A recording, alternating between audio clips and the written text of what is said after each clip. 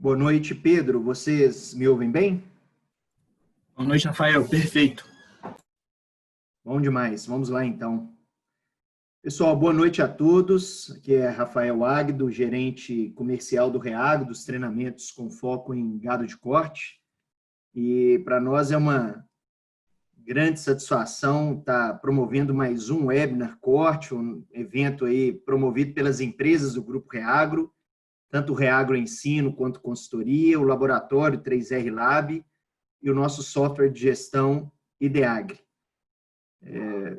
Hoje nós temos mais de 1.300 pessoas inscritas, então nós vamos passar aí de 500 pessoas ao vivo conosco, então para nós é um motivo de grande satisfação. E antes de mais nada, eu gostaria de agradecer aos parceiros que nos ajudam a promover os webinars, né? Nós temos aí 4 grandes parceiros, a Nova Futura e a MAN Investimentos, que são empresas co-irmãs que trabalham com algumas oportunidades e serviços especializados em investimento, fundos, operações de câmbio.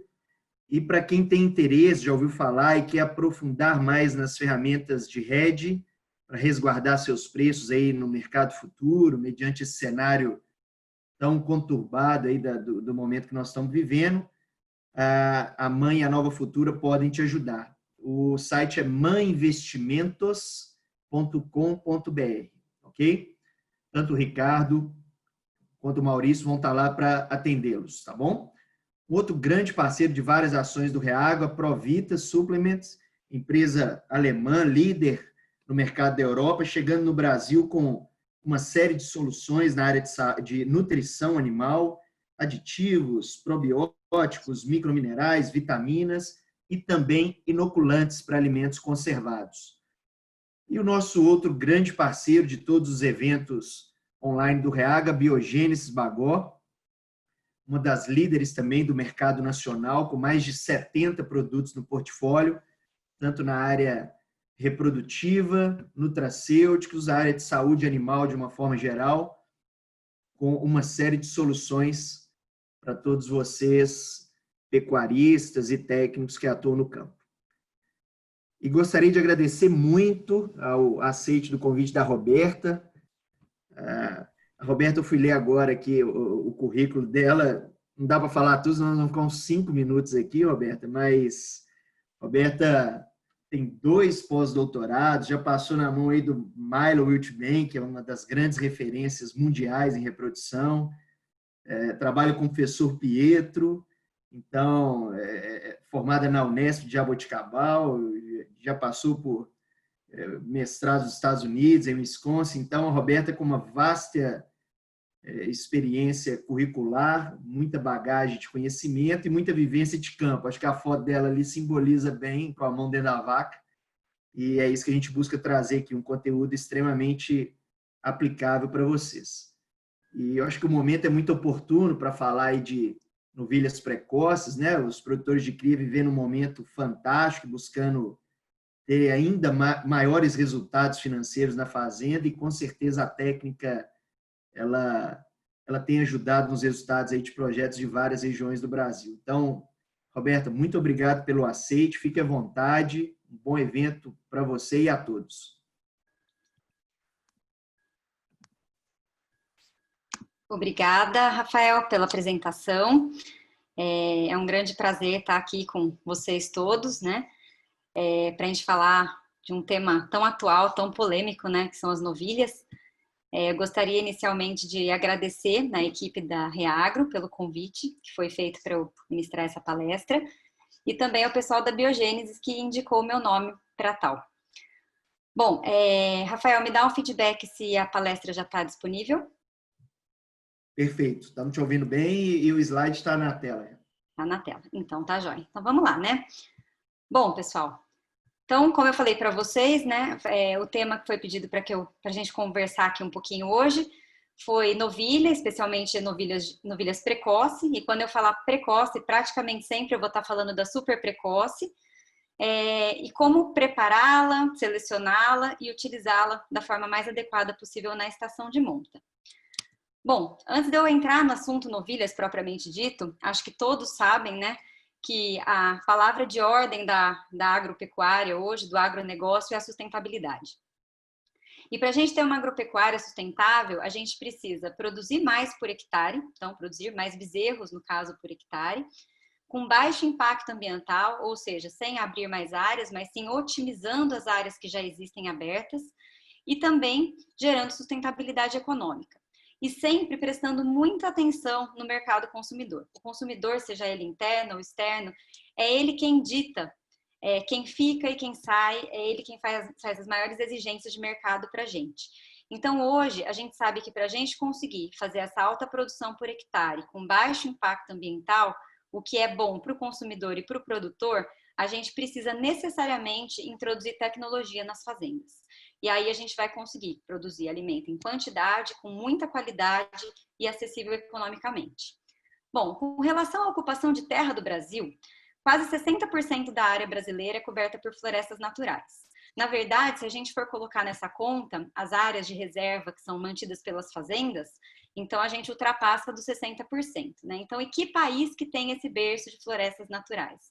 Só a gente. E somos cobrados e temos que protegê-las, mas a gente tem que mostrar que a gente é capaz de produzir sem aumentar a área de desmatamento. Hoje, as nossas pastagens já ocupam 19,7% da área. E para ter um comparativo, a agricultura ela ocupa 7,6% da área. E todos sabemos, né, que o Brasil é uma grande referência em exportação de grãos. E por que a agricultura, com tão menos área que a pecuária, né? A pecuária tem 2,5 vezes mais área do que a agricultura, é tão eficiente e tão notória? Justamente porque a agricultura já usa tecnologia, e muito boa, e de ponta, há muito mais tempo que a gente. Então, a melhor forma da gente começar a aumentar a nossa produtividade por hectare, alavancar os índices da pecuária, e aí sim se equiparar e até ultrapassar a produtividade da agricultura, é realmente colocar tecnologia. Bom, desses 168 milhões de hectares que são da pecuária, 70% deles são destinados para cria. Então vejam, né, apenas quase 2 vezes a área da agricultura com animais do sistema de cria e apenas o restante 30% para recria e engorda. Então, só da gente olhar esse quadro, a gente já consegue perceber a ineficiência do nosso sistema de cria, né? Olha a quantidade de área que a gente precisa para produzir os bezerros que vão ser destinados para recria e para engorda, né? Isso sem contar aqui as fêmeas de reposição. Bom, é o grande gargalo, né? Então, para falar bem a verdade, o grande gargalo da pecuária é o sistema de cria. À medida que a gente conseguir tecnificar, otimizar e melhorar esse sistema de cria, a gente melhora a sustentabilidade, a produção por hectare da nossa atividade como um todo. E a gente vê, né, que o Brasil ainda está numa fase de ineficiência reprodutiva mesmo, né? Em azul aqui nós temos um mostruário da quantidade de vacas e novilhas no rebanho, e em vermelho a quantidade de bezerros produzidos. Então ainda falta muito para a gente se equiparar a países que são realmente eficientes em produção de bezerros.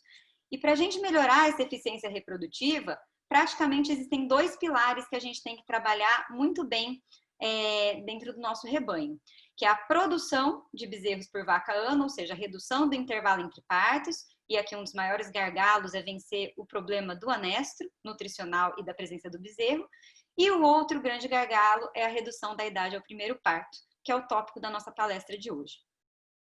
Bom, se a gente for olhar a situação do Brasil em relação aos demais países, a nossa idade ao primeiro parto das novilhas é muito elevada, né? Está entre 40, quase 48 meses, ou seja, a novilhada emprenhando aí em torno de 36 meses ou 3 anos e parindo pela primeira vez próximo aos 4 anos de idade, né? É muito tempo na recria para deixar um bezerro para a fazenda.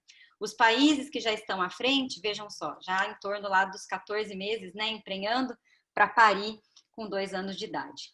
Eu falo os países, né, mas a gente tem aqui no Brasil ótimos exemplares, ótimas fazendas que já trabalham, né, com novilhas de 14 meses, que é o nosso foco de hoje, e a gente sabe que é possível fazer bem feito. Então, vamos ver, o que a gente precisa para fazer isso? Tecnologia. Bom, aqui é uma simulação, só para vocês verem a importância do impacto da redução ao primeiro parto, da idade ao primeiro parto, na economia da fazenda. Então, se a gente pegar uma propriedade fictícia aqui, em que nós temos o sistema de vacada, cria das novilhas, recria até que elas venham a parir. Quando a gente trabalha com novilhas emprenhando aos 36 e parindo aos 48 meses, a gente tem a novilhada, né, de 12, 14 meses e de 24 meses simplesmente ocupando espaço, né? Elas estão em recria. E esse espaço está sendo ocupado só para elas engordarem e crescerem. Então, essa área que elas ocupam, 840 hectares, ocupa quase 41% da fazenda. E se a gente tivesse esses 41% à disposição, a gente poderia produzir 43% a mais de bezerro nessa área. É muita coisa, né? Então, se a gente conseguir reduzir essa idade à primeira concepção e eliminar essas categorias mais eradas da fazenda, a gente tem múltiplos ganhos na fazenda. Dentre eles, né, a área para produzir mais. Então, a gente consegue aí reduzir de 41% para 12% a área da recria dentro da fazenda e aumentar em quase 50% a quantidade de bezerros produzidos na fazenda. Bom, e qual é o impacto econômico disso, né? Dessa redução de 36 para 14 meses? Levando em consideração os preços atuais, né, que estão bem acima do que a gente via nos últimos anos, a gente consegue colocar um pouco mais de vacas por hectare, porque elas são menores, as novilhas de 14 meses, e a gente consegue aumentar o faturamento com a venda de bezerros machos até 12 meses, vacas vazias, novilhas de descarte, e com isso a gente aumenta em quase 50% o faturamento por hectare da fazenda. Além disso, como eu falei para os senhores, a gente consegue diminuir em até 26% a área ocupada na fazenda. E aí a gente pode optar. Ou a gente trabalha produzindo a mesma coisa e disponibilizamos essa área que está sobrando para outras atividades, ou a gente utiliza a área inteira e produz mais bezerros ou mais carne de forma mais eficiente. Tanto em um quanto em outro cenário, a gente está aumentando a produção por hectare e a produtividade da fazenda. Além disso, o fato da gente trabalhar com novilhas mais novas, emprenhando mais cedo, ajuda a gente a aumentar, acelerar o ganho genético da fazenda. Tá? Então, se a gente pegar também mais uma simulação aqui de um rebanho com peso a desmama de 180 quilos e usando touros, né, com DEP positiva de 5 quilos a desmama, para a gente colocar um ganho, né, nesse peso a desmama de 180 para 200 quilos, trabalhando com novilhas que concebem aos 36 meses, a gente tem um intervalo de gerações de 4 anos, e a gente vai demorar 20 anos para conseguir essa melhora no rebanho. Se a gente trabalhar com novilhas 1 ano mais novas, ou seja, concebendo aos 24 meses, a gente já diminui o intervalo entre gerações para 3 anos e, consequentemente, a gente alcança o mesmo objetivo 5 anos mais cedo. E se passarmos para as novilhas precoces ou super precoces de 14 meses, a gente diminui ainda mais, a gente passa para o intervalo de gerações de 2 anos e a gente atinge essa meta de 200 quilos na metade do tempo. Então, vejam como a gente consegue imprimir um ganho genético na fazenda de forma muito mais acelerada. Então, a gente consegue melhoramento do rebanho em todas as características que a gente quiser, seja ela de carcaça, de precocidade, de produção. Então, de forma conclusiva e resumida, reduzir a idade ao primeiro parto acelera o ganho genético da fazenda, aumenta a produtividade por área e o retorno econômico da pecuária de corte. Bom, se é tão bom, né, reduzir a idade ao primeiro parto, por que há uma variação tão grande ainda entre as fazendas, né, na tomada de decisão por fazer a novilha precoce e naquelas que tomam essa decisão? Por que nós encontramos fazendas com taxa de concepção de 16% mais ou menos e outras próximas a 50%? Então, aqui eu tenho algumas fazendas, né? A gente não coloca o nome por ética, que foram do projeto do Bruno Freitas, e ele viu essa diferença. E essa diferença a gente vê realmente na nossa realidade. E isso acontece por quê? Porque essas novilhas, elas são selecionadas, preparadas e planejadas de forma completamente diferente de uma fazenda para outra. E aí, isso vai determinar, esse planejamento para fazer uma novilha precoce vai ser totalmente decisivo na obtenção de 16% ou 50% da taxa de concepção. Então, na verdade, toda a palestra daqui para frente vai ser baseada em planejamento.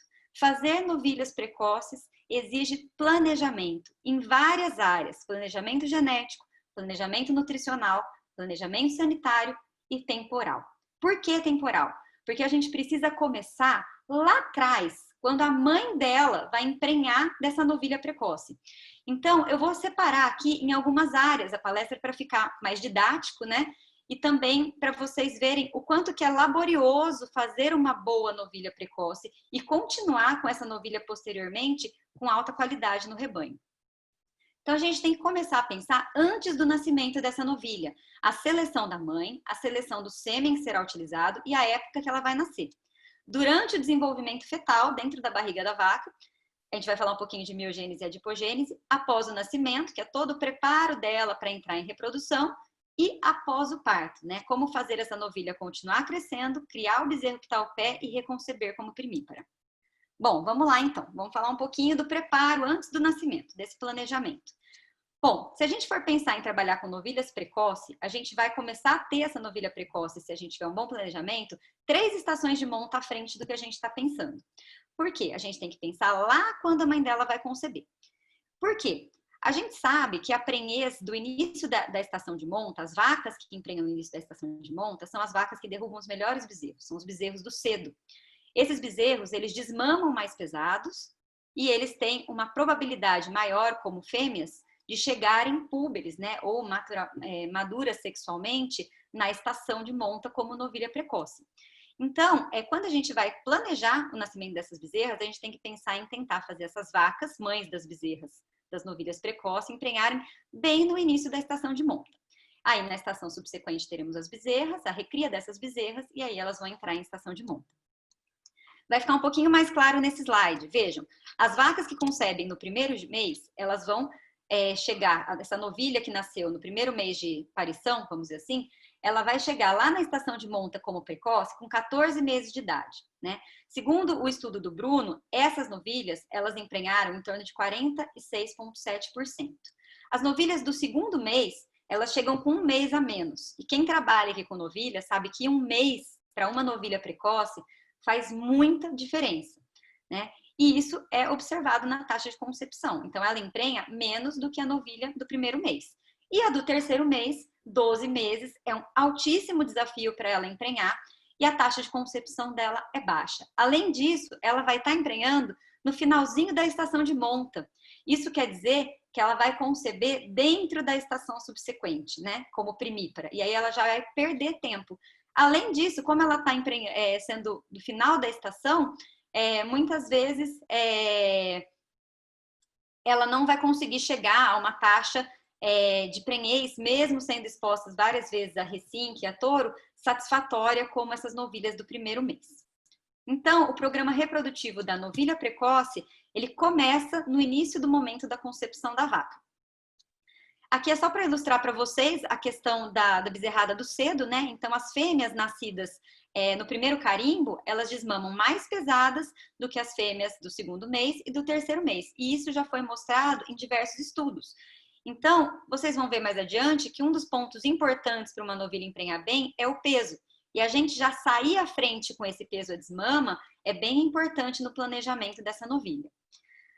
Aqui também, né, nesse estudo, que foi um estudo dos dados do Ricardo Viacava, com 2 IATFs, também podemos ver a novilhada nascida no cedo, né, os primeiros carimbos, carimbo julho e agosto, carimbo 9, vamos dizer, 8, né, elas emprenham muito melhor do que as novilhas nascidas carimbo 9, 10, 11 e 12. Então, o planejamento do nascimento dessas novilhas, sim, ele vai ser interessante e muitas vezes decisivo na eficiência reprodutiva que elas vão ter como precoces.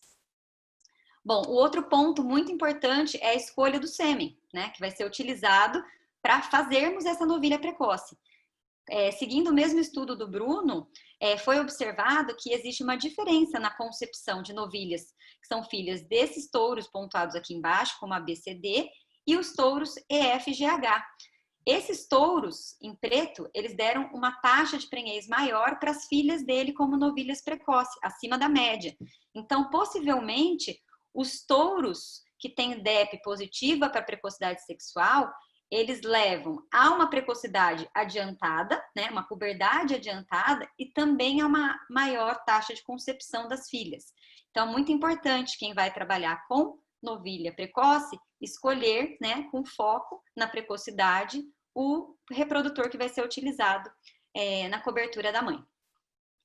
Bom, uma vez que a gente conseguiu, né, fazer um trabalho adequado, essa fêmea está gestante da nossa futura novilha precoce, a gente vai ter que pensar no desenvolvimento fetal. E essa é uma fase que muitas vezes é totalmente esquecida, né? A vaca emprenhou, ela vai ficar lá, quando a novilha nascer, quando a bezerrinha nascer, o foco talvez volte para ela, ou talvez só mais para frente.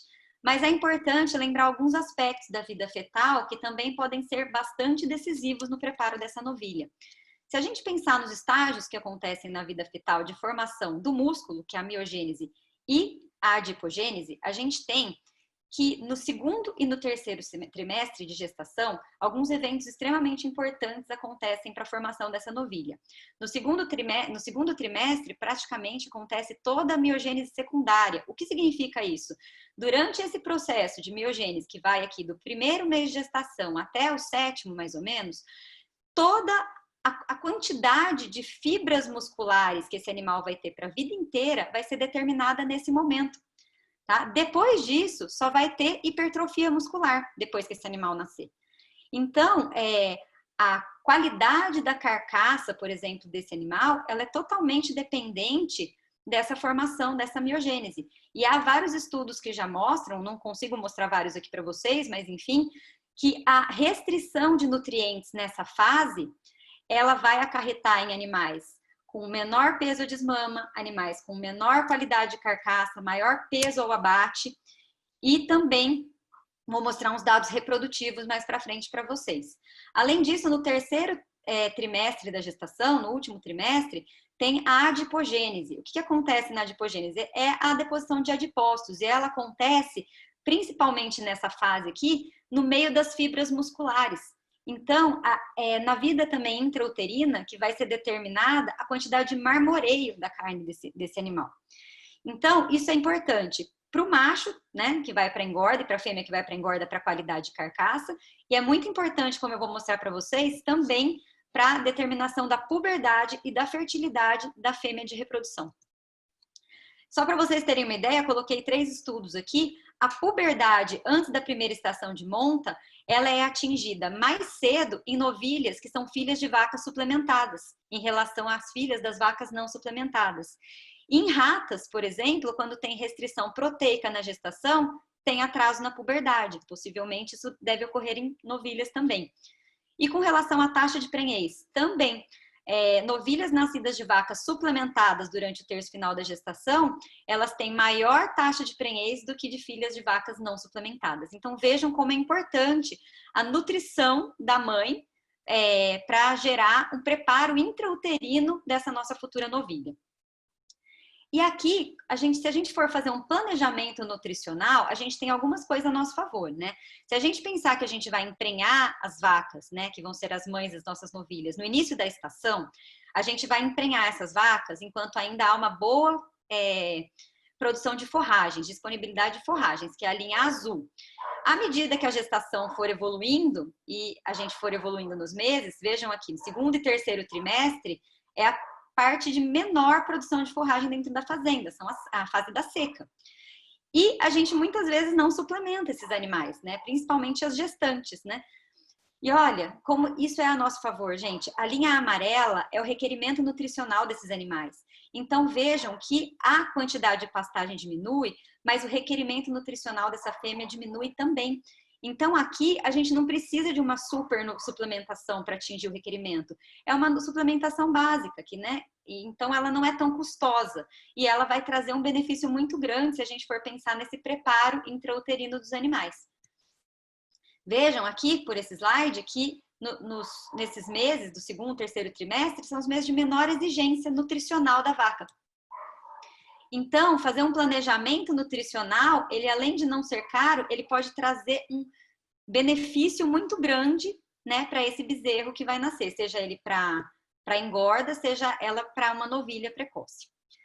Bom, então vamos dizer que a gente já preparou a vaca para conceber, a gente já fez uma boa nutrição durante a gestação, agora vamos pensar do nascimento em diante. Se a gente for pensar em todos os fatores, né, que podem interferir na prenhez, aqui eu coloquei alguns, a gente sabe que uma das principais características nessa fase que a gente tem que pensar é a nutrição. Já pensamos na genética, agora temos que pensar num capricho da nutrição. E vamos ver por quê. Bom, nesse trabalho aqui, que também foi a tese, né, do Bruno, ele fez uma nota de corte, vamos dizer assim, de algumas variáveis que são importantes para a gente selecionar ou para a gente traçar como meta, né, para fazer a nossa novilha precoce. Então, vejam que quando a gente passa para menos de 13 meses, segundo esse estudo, já há uma queda drástica na concepção. À medida que a gente trabalha com novilhas muito leves, abaixo de 250 quilos, também há uma redução na concepção dessas novilhas. O score também, se for abaixo de 3, ele representa uma queda brusca na fertilidade. A quantidade de gordura subcutânea e a profundidade de costela também, né? Que são fatores, muitas vezes, que estão relacionados a uma associação de nutrição e genética. Então, vejam o peso que a nutrição e a genética têm no preparo dessa novilha. Bom, ali eu coloquei 250 quilos. Será que a gente pode ficar satisfeito com 250 quilos? 250 quilos, né, naquele trabalho do Bruno, foi assim, uma nota para você começar a ter uma redução drástica abaixo dela. Mas, lógico, que se a gente trabalhar com uma novilhada mais pesada no início do protocolo de ATF, quanto melhor for o peso dessa novilha, melhor vai ser a taxa de concepção que ela vai ter.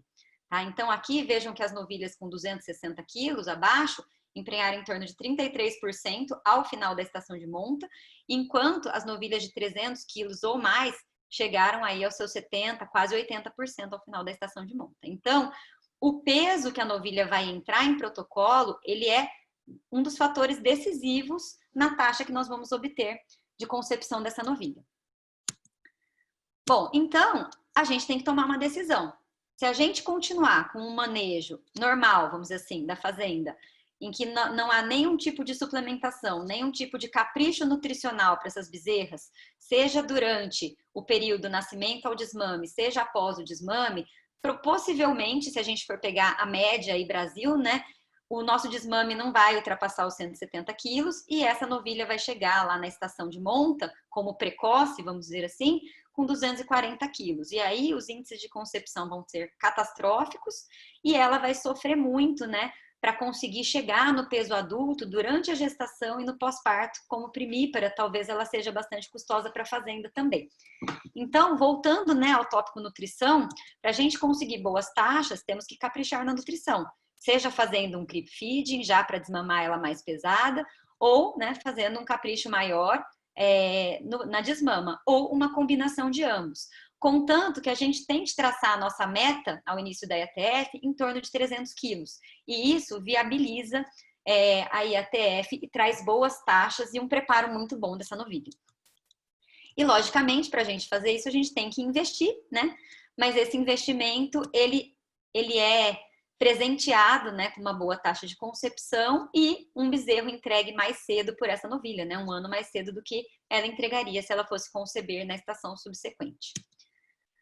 Bom, o que influencia no preparo dessa novilha ou na seleção dessa novilha para ela chegar bem à IATF? Sabemos que a gordura, né, a deposição de gordura subcutânea, ela é muito importante e ela tem relação com a prenhez. Então, quanto maior a deposição de gordura por essa novilha, maior vai ser a probabilidade dessa emprenhar. Isso foi demonstrado tanto nesse trabalho do Bruno quanto nesse trabalho do Claudinei. Ambos mostram a mesma coisa. Novilhas que têm maior deposição de gordura emprenham melhor. Então, mais uma vez, mostrando a relação importante aí com a nutrição. Aqui com relação a DEP, novilhas DEP positivas para acabamento de carcaça são aquelas que emprenham melhor também aos 14 meses. E aí, a gente vai ter que ficar passando ultrassom de carcaça para ver as novilhas que têm maior deposição de gordura? Podemos trabalhar com essa ferramenta, mas como foi demonstrado também em um trabalho do Anderson Aires, há uma correlação alta entre a gordura subcutânea e o score de composição corporal. E o score de composição corporal é uma medida muito fácil da gente ver, né? É uma medida visual, fácil de ser tomada e que dá um suporte muito grande para a gente em termos de tomada de decisão. Né? Se a gordura é importante para a prenhez, então quanto maior o score de composição corporal, também vai ser maior a probabilidade dessa fêmea emprenhar. E por quê? Porque o tecido gorduroso, ele secreta um hormônio, né? Os adipócitos secretam um hormônio que se chama leptina, que é super importante para sinalizar o eixo hipotalâmico hipofisário para começar a melhorar a pulsatilidade de LH. Então, em outras palavras, existem praticamente duas formas da gente colocar essa fêmea em puberdade. A forma natural, que é o quê? Essa fêmea vai depositando gordura, sinalizando com a leptina. Essa leptina, ela faz uma sinalização positiva para os neurônios KISS, que por sua vez estimulam os neurônios GNRH, que vão estimular a produção e liberação de LH e FSH. Uma vez que aumenta-se essa pulsatilidade de LH e se desbloqueia o eixo hipotalâmico hipofisário dessa novilha, começa a haver um maior crescimento folicular dos folículos pós-divergência, que são dependentes de LH. Esses folículos conseguem chegar a um tamanho maior, um tamanho de folículo dominante, secretar bastante estradiol, que é o hormônio que vai sinalizar o cio e que vai sinalizar o pico de LH para essa fêmea ovular. Além disso, a progesterona, juntamente com o estradiol e os ciclos que essa novilha vai começar a ter, eles vão ser fundamentais para um bom preparo uterino dessa novilha, né? Então, não adianta, muitas vezes, a novilha ser só púbere. É importante que ela tenha maturidade sexual e um bom preparo do trato reprodutor. Bom, então, naturalmente, a leptina parece ser uma das chaves desencadeadoras, né, da puberdade, por isso a nutrição é tão importante nesses animais. A gente vai falar mais à frente do estímulo hormonal, né? Que seriam, por exemplo, os protocolos de indução de ciclicidade. Eles também podem desbloquear o eixo hipotalâmico hipofisário e causar esse estímulo de fazer a fêmea entrar em puberdade, se ela já estiver quase perto de entrar. Bom, então vamos falar um pouquinho mais de puberdade, genética e nutrição. Existe uma correlação forte de genética e nutrição com a puberdade, como a gente já vem mostrando, e isso foi mostrado por esse estudo de Ferraz. Vejam aqui que essa primeira linha, esse primeiro traçado com triângulos, ele é correspondente a animais de DEP positiva para precocidade e que foram colocados em uma boa nutrição, um ganho aí de 700 gramas dia.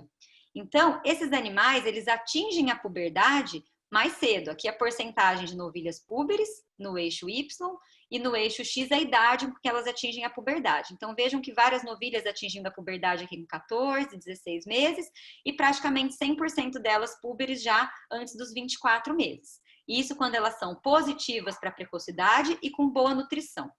Se elas são negativas para precocidade, mas com uma boa nutrição, elas atrasam um pouco, mas elas também conseguem se tornar púberes aí em torno, até sua totalidade, próxima aos 2 anos de idade. No entanto, quando a gente trabalha, mesmo trabalhando com uma precocidade positiva para precocidade, se a nutrição não for caprichosa, olha como elas atrasam muito mais a entrada em puberdade. Então, a gente tem que prestar muita atenção com a nutrição. E se a gente pegar uma novilha com baixa DEP para precocidade e baixa nutrição, então é quando a gente atinge os índices que eu falei que são os índices gerais do Brasil, né? Que é uma novilhada parindo tarde. Por quê? São de rebanho sem seleção genética, com comprometimento nutricional. Essas novilhas vão começar a entrar em puberdade depois dos 2 anos e vão estar na sua totalidade na puberdade com 36 meses, né? Com 3 anos. E aí, elas vão realmente parir aos 4 anos de idade. Então, vejam que é importante tanto a parte genética, né, elas serem positivas para precocidade, quanto a nutrição, sendo que a nutrição tem um peso muito grande aqui. Ela consegue corrigir um pouco a DEP, inclusive. Bom, a fertilidade também segue o mesmo caminho. Nesse experimento em que as novilhas positivas e negativas, né, para precocidade foram tratadas com uma nutrição para maior ou menor ganho de peso, inseminadas, e uma parte delas foram submetidas à coleta de ossos, né, para a produção de embriões, vejam só o que aconteceu. Então, o delineamento foi pasto versus confinamento, né, que vamos dizer assim, uma nutrição pior e uma melhor, e novilhas DEP positiva ou negativa para precocidade. Bom, com relação à deposição de gordura, né? Então, a espessura de gordura foi dependente tanto de genética quanto de nutrição. Então, aqui estão os valores de P. Tanto ela ser DEP positiva para precocidade, quanto ela receber uma boa nutrição, influenciaram positivamente na deposição de gordura subcutânea. Com relação à produção in vitro de embriões, a precocidade foi mais importante. Então, as novilhas precoces, né, elas foram com DEP positiva para precocidade, eu quero dizer, elas tiveram uma maior taxa de embriões vitrificados. E com relação à prenhez, a nutrição teve um grande peso, né? As novilhas que estavam confinadas, elas tiveram uma taxa de prenhez maior do que as novilhas que estavam a pasto, independentemente delas serem DEP positiva ou negativa para precocidade. Um outro estudo que levou em consideração a questão da fertilidade e a nutrição foi esse feito pela Bruna Catucci, com conversão alimentar residual. O que é o CAR? O CAR é a conversão alimentar residual, que é a diferença entre o consumo real e o esperado de matéria seca. Então, é um pouco confuso, mas animais CAR negativo, eles têm maior eficiência alimentar, tá bom? Como que foi o delineamento? As novilhas foram confinadas, passaram por uma sincronização, diagnóstico e segunda sincronização. Foram selecionadas as novilhas que eram CAR negativa, ou seja, de alta eficiência alimentar, e CAR positiva, de baixa eficiência alimentar. E aí foram estudados uma série de características relacionadas a isso. Bom, as novilhas com maior eficiência alimentar, elas de fato tiveram uma maior área de ouro de lombo, então colocaram mais musculatura, hipertrofia de musculatura, porém, na parte de gordura, elas foram piores. Então, o fato dela ter melhor conversão alimentar, isso reflete na melhora de musculatura, mas não melhora na parte de colocação de gordura. Então, consequentemente, as que têm maior conversão alimentar, eficiência alimentar, ou seja, menor CAR, elas são piores em fertilidade, tá? Então, vejam aqui, as CAR positivos são mais férteis, elas têm uma maior prenhez aos 30 dias, tanto na primeira quanto na segunda IATF, e é uma diferença considerável, e também elas têm uma maior taxa de prenhez acumulada, tá? Então, isso é um ponto interessante para a gente pensar, por exemplo, quando a gente vai fazer uma seleção, né? Às vezes a gente selecionar só por conversão alimentar, a gente pode estar deixando a desejar a fertilidade. Bom, então, como resumo, existe uma forte interação entre nutrição, genética e precocidade sexual nas novilhas Nelore. Isso tem que ser levado em consideração. Bom, então a gente já fez todo esse preparo inicial das nossas novilhas e a estação de monta está chegando. Como que a gente faz a seleção e o preparo agora desses animais para entrarem nos programas de ATF? A gente já falou de score de condição corporal, a gente já falou de genética. Vamos falar agora desse preparo mais próximo da estação de monta. O calendário sanitário é extremamente importante, então todas as vacinas padrão, né, que a gente já conhece para deixar o rebanho com sanidade são importantes.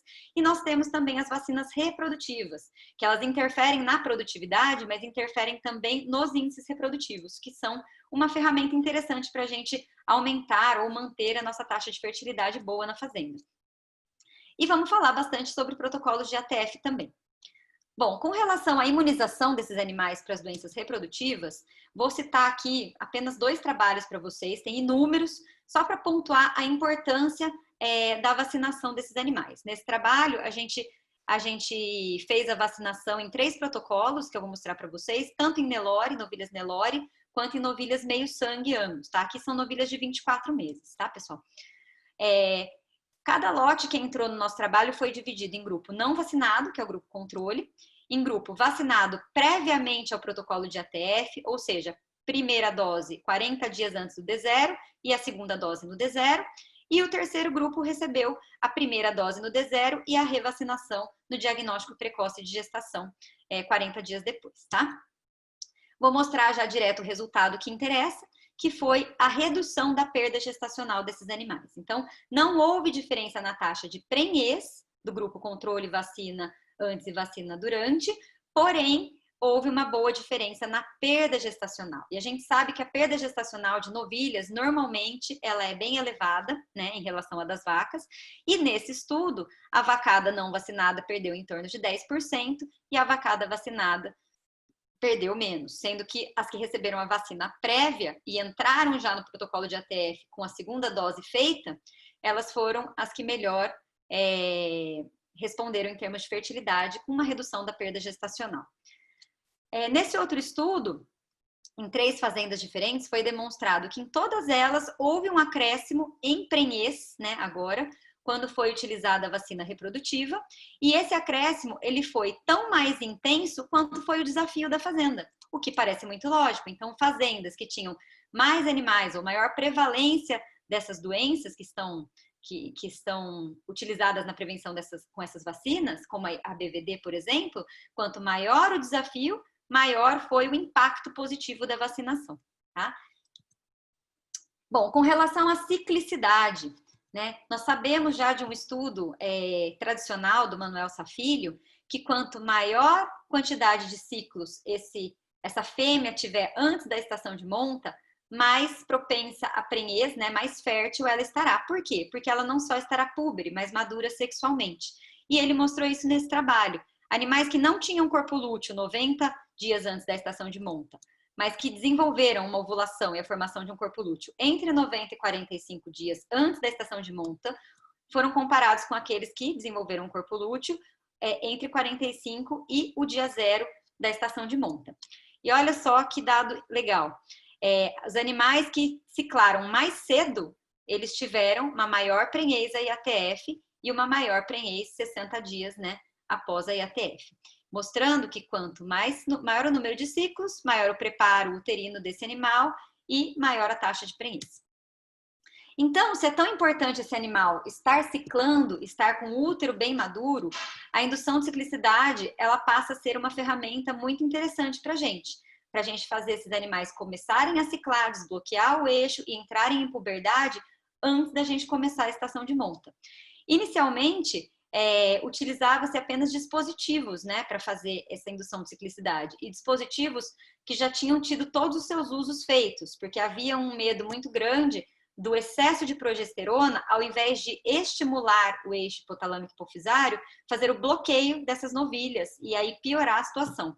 No entanto, nesse estudo em que nós comparamos dispositivos previamente utilizados uma vez ou novos com 1 grama de progesterona, a gente observou que não houve diferença na taxa de indução de ciclicidade. Tá? Isso é interessante porque muitas fazendas não têm dispositivo reutilizado, né, para usar na indução de ciclicidade e querem fazer a indução. Então, isso pode ser feito com um dispositivo novo, no caso aqui a gente testou de 1 grama, sem haver um bloqueio, muito pelo contrário, houve uma boa indução de ciclicidade dessas novilhas. No entanto, num estudo realizado pelo professor Luiz Felipe, da USP de Pirassununga, foi observado que o estímulo da inserção do dispositivo e a manutenção desse dispositivo durante 8 dias na novilha, ele causava um desconforto tal que essas novilhas reduziram em torno de 30% o consumo de matéria seca. Então, vejam, né, no momento que a gente está trabalhando para ter ganho de peso, para ter comodidade, para ter sanidade, para ter uma condição ótima para essa novilha conceber, a gente acaba causando um estímulo doloroso, porque na introdução do dispositivo a gente acaba fazendo a ruptura de ímen, que é algo doloroso, e promovendo esse incômodo. E isso foi importante para a gente pensar em alternativas. E uma dessas alternativas foi o uso da progesterona injetável. Então, nesse estudo comparativo com dispositivo de 4º uso e progesterona injetável, né, sem dispositivo, foi demonstrado que a progesterona injetável ela é uma excelente ferramenta para a gente induzir ciclicidade nessas novilhas, sem precisar fazer a colocação desse dispositivo, que tem as questões, né, de comprar um dispositivo novo só para isso, utilizar um dispositivo que tem usado, que tem todas as questões sanitárias e também a praticidade de uma injeção. Então, foi possível verificar que podemos induzir ciclicidade e ter boas taxas de prenhez, fazendo a indução tanto com o dispositivo quanto com a progesterona injetável. Então, hoje, o que muitas pessoas gostam de fazer e é o que eu acabo recomendando e outros colegas, né? É fazer a indução de ciclicidade com a progesterona injetável. A questão do estradiol, 10 a 12 dias depois, é uma questão que está um pouco polêmica no momento. Alguns estudos anteriores mostravam que era interessante esse estradiol. Estudos mais recentes estão mostrando que esse estradiol pode ser dispensado sem ter prejuízo no protocolo. Mas esse ano, uma série de outros estudos, que eu tenho conhecimento na equipe do professor Pietro, estão sendo realizados para a gente realmente tentar ver qual que é a melhor opção de protocolo, né? Se é só a progesterona ou ela associada ao estradiol. De qualquer maneira, a progesterona tem que ser utilizada e ela pode ser utilizada da forma injetável.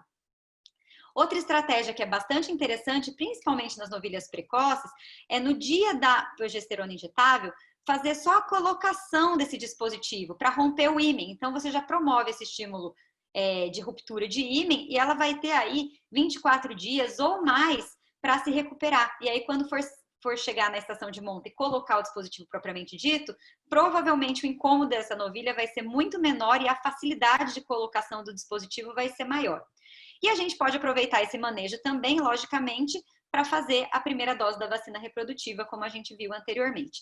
Eu vou tentar passar esse filminho aqui para vocês. Deixa eu só compartilhar ele que está no meu desktop aqui. Vocês conseguem ver aqui o filme? Bom, espero que vocês estejam vendo. É só para mostrar como que é fácil esse manejo de indução de ciclicidade, né? Então, aqui uma novilha precocinha, ó, com ótimo score de condição corporal, né? Foi feita a avaliação do trato reprodutivo dela, ela ainda não estava púbere, foi feita só a colocação e retirada do aplicador do dispositivo para ruptura de ímen, a progesterona injetável e libera a novilha. Então, é um manejo muito simples e que pode auxiliar a gente, né, potencialmente aí, em ter uma novilha com maior ciclicidade durante o protocolo de ATF. Vou voltar ao compartilhamento de tela na apresentação. Tudo certo? Dá para ver os slides de novo? Positivo. Então, tá bom. Bom, então, uma vez que a gente fez esse protocolo de indução de ciclicidade nas novilhas, nós temos que selecionar quais novilhas de fato vão para a IATF. Então, nós teremos novilhas com presença de CL, que atestadamente já vão estar cíclicas, e novilhas sem CL. Nas novilhas sem corpo lúteo, a gente sabe já também que novilhas que têm maior folículo têm uma maior probabilidade de prenhez. Então, idealmente, as novilhas têm que estar ciclando. Se elas tiverem com corpo lúteo, a ciclicidade está testada. Se elas não tiverem corpo lúteo e elas forem para desafio, é importante que elas tenham um folículo de tamanho grande, tá? De diâmetro grande. Bom, com relação ao útero, que para mim é o ponto mais importante de seleção da novilha, muito mais do que o ovário, né? Porque o útero, ele vai contar pra gente se a novilha acabou de começar a ciclar, se ela já ciclou muito ou se ela ciclou pouco. À medida que ela vai ciclando, nós temos um melhor preparo do útero, que a gente fala que a novilha já chega com o útero de vaquinha, né? E essa diferença de preparo de útero, ela é muito importante na seleção das novilhas, porque vai ditar uma diferença grande na concepção. Então, vejam, esse trabalho que só com novilhas sem corpo lúteo já mostrou que úteros melhores desenvolvidos emprenhavam melhor, né, 41%, do que úteros menos desenvolvidos. E quando a gente tem, né, um útero A, que a gente fala que é um útero totalmente desenvolvido, a taxa de concepção vai lá para cima. Então, muito importante o quesito desenvolvimento uterino para selecionar essas novilhas que vão entrar em ATF. E isso vale para a novilhada Nelore, vale para as meio-sangue, ó, CL, 61% de prenhez, folículos grandes um pouco menos, pequenos, uma taxa bem baixa. E aqui com relação ao útero, ó, o útero bem desenvolvido, uma prenhez de 60%, e essa prenhez vai caindo à medida que o útero tem um menor desenvolvimento. Exatamente a mesma coisa, olha, a gente observa para a taurina, tá? Então, esse padrão de desenvolvimento uterino é um critério de fácil avaliação e que mostra pra gente bastante o que esperar da prenhez dessa novilha, se ela está preparada já para IATF ou não.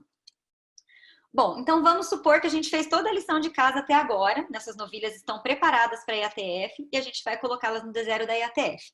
Todas passaram por indução ou já estão selecionadas por útero e ovário e vão entrar no protocolo de IATF, né? Então, o que a gente tem que saber de protocolo de IATF? Existem muitos pontos, muitas variações. Eu vou tentar pontuar aqui os que são mais polêmicos e mais interessantes. Os que eu não pontuar, de repente alguém me pergunta lá no final da apresentação. Bom, um deles é a redução da dose dos hormônios, né? Então, já foram realizados estudos mostrando que a gente pode trabalhar com dose reduzida de hormônios em novilhas em relação ao que é utilizado em vacas. Então, a redução de 2 para 1 miligramas de benzoato de estradiol e a redução da dose de prostaglandina também no D0 e no D8. Então, um fatorial 2x2, 1 ou 2 de benzoato, 1 ou 2 de PGF no D0 e no D8, né? Novilhas selecionadas para ciclicidade, já púberes, né? Com maturidade uterina. O CIL foi igual para todos os grupos e a taxa de concepção foi semelhante também para todos os grupos. Então, a partir desse estudo, a gente começou a trabalhar com 1 miligrama de benzoato de estradiol para novilhas e 1 ml de PGF, mas depende muito do princípio, né? No caso aqui do dicloprostenol, 75 microgramas, para novilhas no D0 e no D8. Então, meia dose em relação à vaca, vamos dizer assim. Também fizemos a redução da dose de ECG, de 300 para 200 unidades internacionais, né? E mostramos que quando a gente dá 0, 200 ou 300 unidades internacionais para as novilhas, há uma resposta interessante, né? As novilhas que não recebem ECG, elas têm uma prenhez reduzida em relação àquelas que recebem, e a concepção é semelhante para 200 e 300 unidades internacionais. Então, esse foi um primeiro momento, né? Que a gente viu que poderia reduzir a dose de ECG, um estudo que a gente realizou lá com o Renatinho Girotto. Em um estudo subsequente, né, o Agostinho também demonstrou um resultado que vai no mesmo sentido, né? Animais que não recebem ECG têm taxa de ovulação, tamanho de CL e taxa de concepção comprometidos em relação aos que recebem ECG. E as que recebem ECG tanto na dose de 200 quanto 300 UIs têm semelhante taxa de ovulação, tamanho de corpo lúteo e prenhez, que são superiores às que não recebem. Então, 2 trabalhos consistentes que mostram que a gente pode reduzir a dose de 300 para 200 unidades internacionais em novilhas Nelore. O grupo do Gabriel Bó também demonstrou que essa redução de 300 para 200 pode ser feita nas taurinas, tá bom, pessoal? No entanto, nas taurinas, ainda é preferível a utilização de 2 miligramas de benzoato de estradiol no D0. Tá? Nas zebuínas, a gente passou para 1. Nas taurinas, ainda está sendo utilizado 2. Lá na Argentina, né, pelo pessoal, segundo as informações pessoais do professor Gabriel Bó. Bom, um outro ponto que é polêmico é a concentração da progesterona, ou seja, adiantar a dose de prostaglandina para melhorar a pulsatilidade de LH e o crescimento folicular é algo interessante nos protocolos de novilhas. Então, lá atrás, em 2009, né, o pessoal do Zequinha, aqui o Mauro Meneghetti, ele mostrou que quando era adiantada no protocolo de 9 dias, se adiantava a PGF para o 7º dia, as vacas que possuíam corpo lúteo tinham um ganho considerável na fertilidade.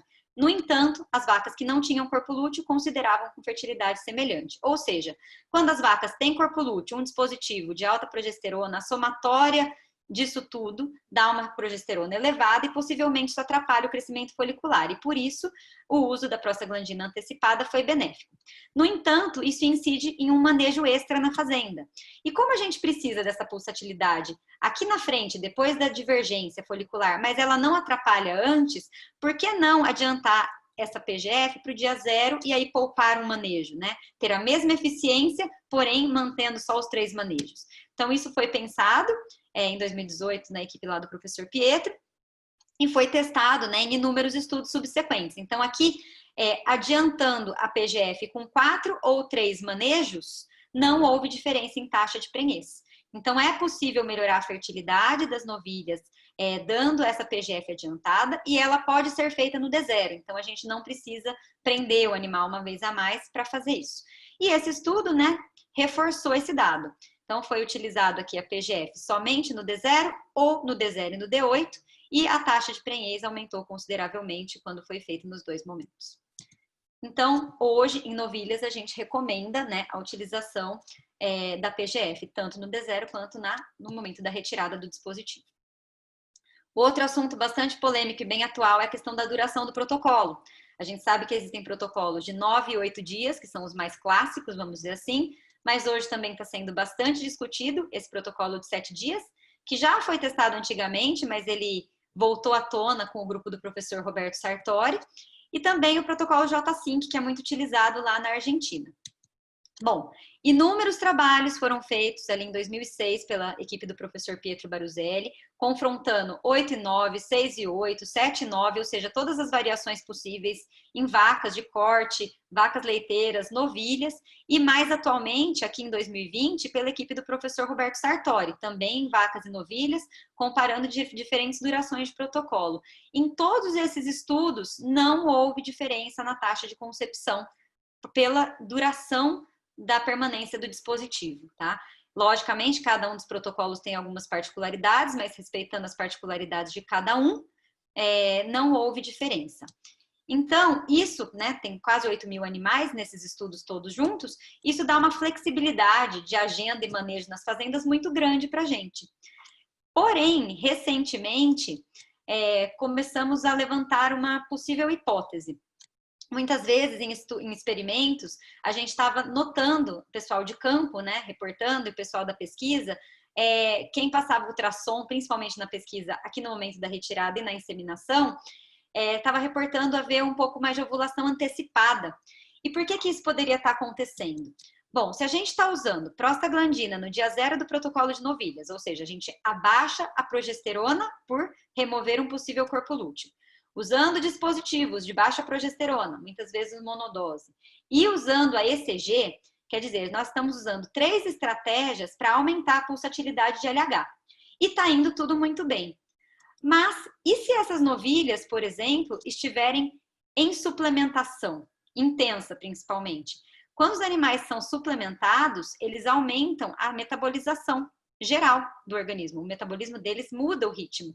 E isso acarreta numa maior passagem de sangue no fígado e uma maior metabolização dos hormônios esteroides, dentre eles a progesterona. Então, mais um fator que pode estar derrubando a progesterona. E progesterona muito baixa reflete em alta pulsatilidade de LH e um crescimento folicular acelerado. Será que isso poderia estar causando uma maior concentração, uma maior quantidade de ovulações antecipadas? E será que isso poderia atrapalhar o protocolo? Bom, os estudos recentes do professor Pietro, né, com o Augustinho e com o Barbuio, mostraram que isso pode estar acontecendo sim.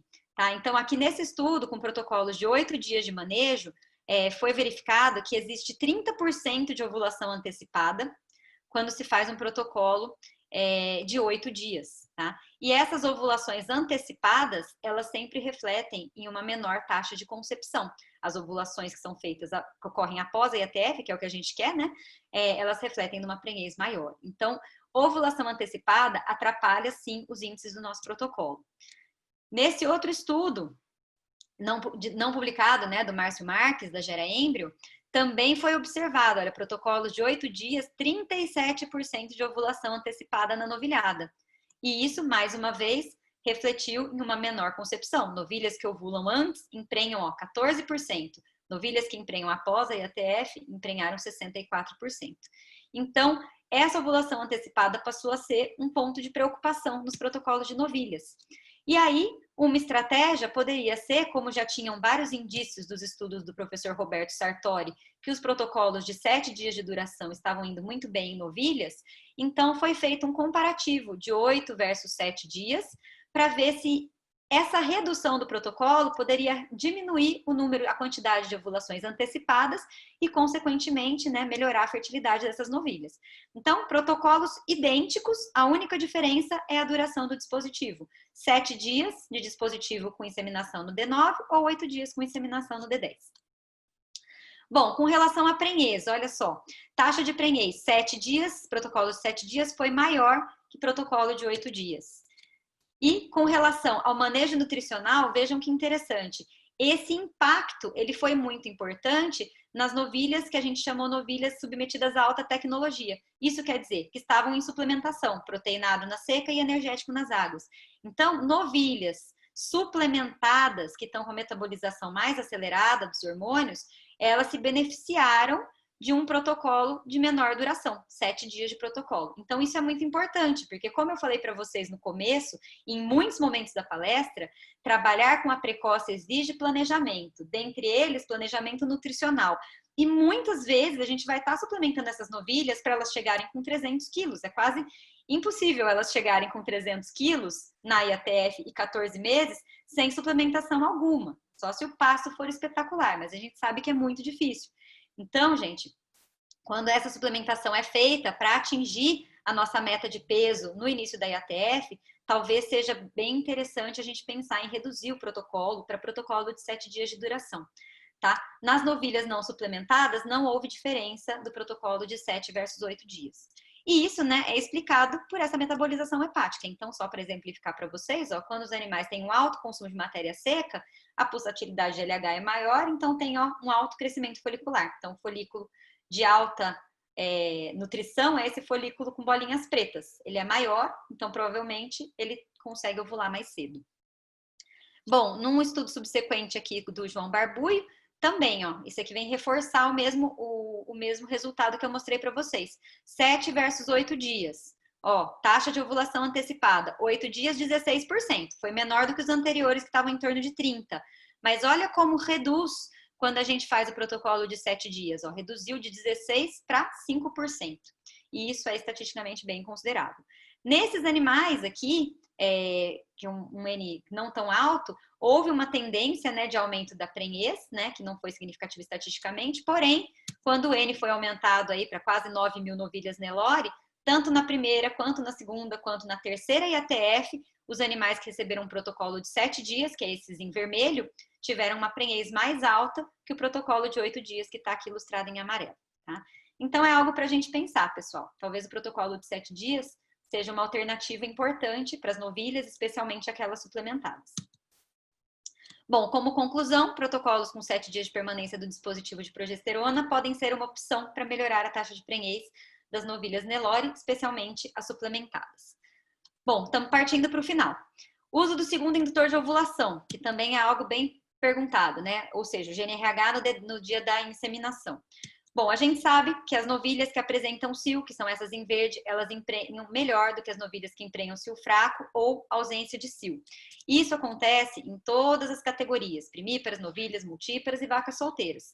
E por quê, né? Porque provavelmente a novilha que dá cio entre a retirada e o dia da inseminação é aquela que está corretamente sincronizada, tem um folículo dominante secretando bastante estradiol e isso vai dar o sinal de cio. Elas estão bem sincronizadas.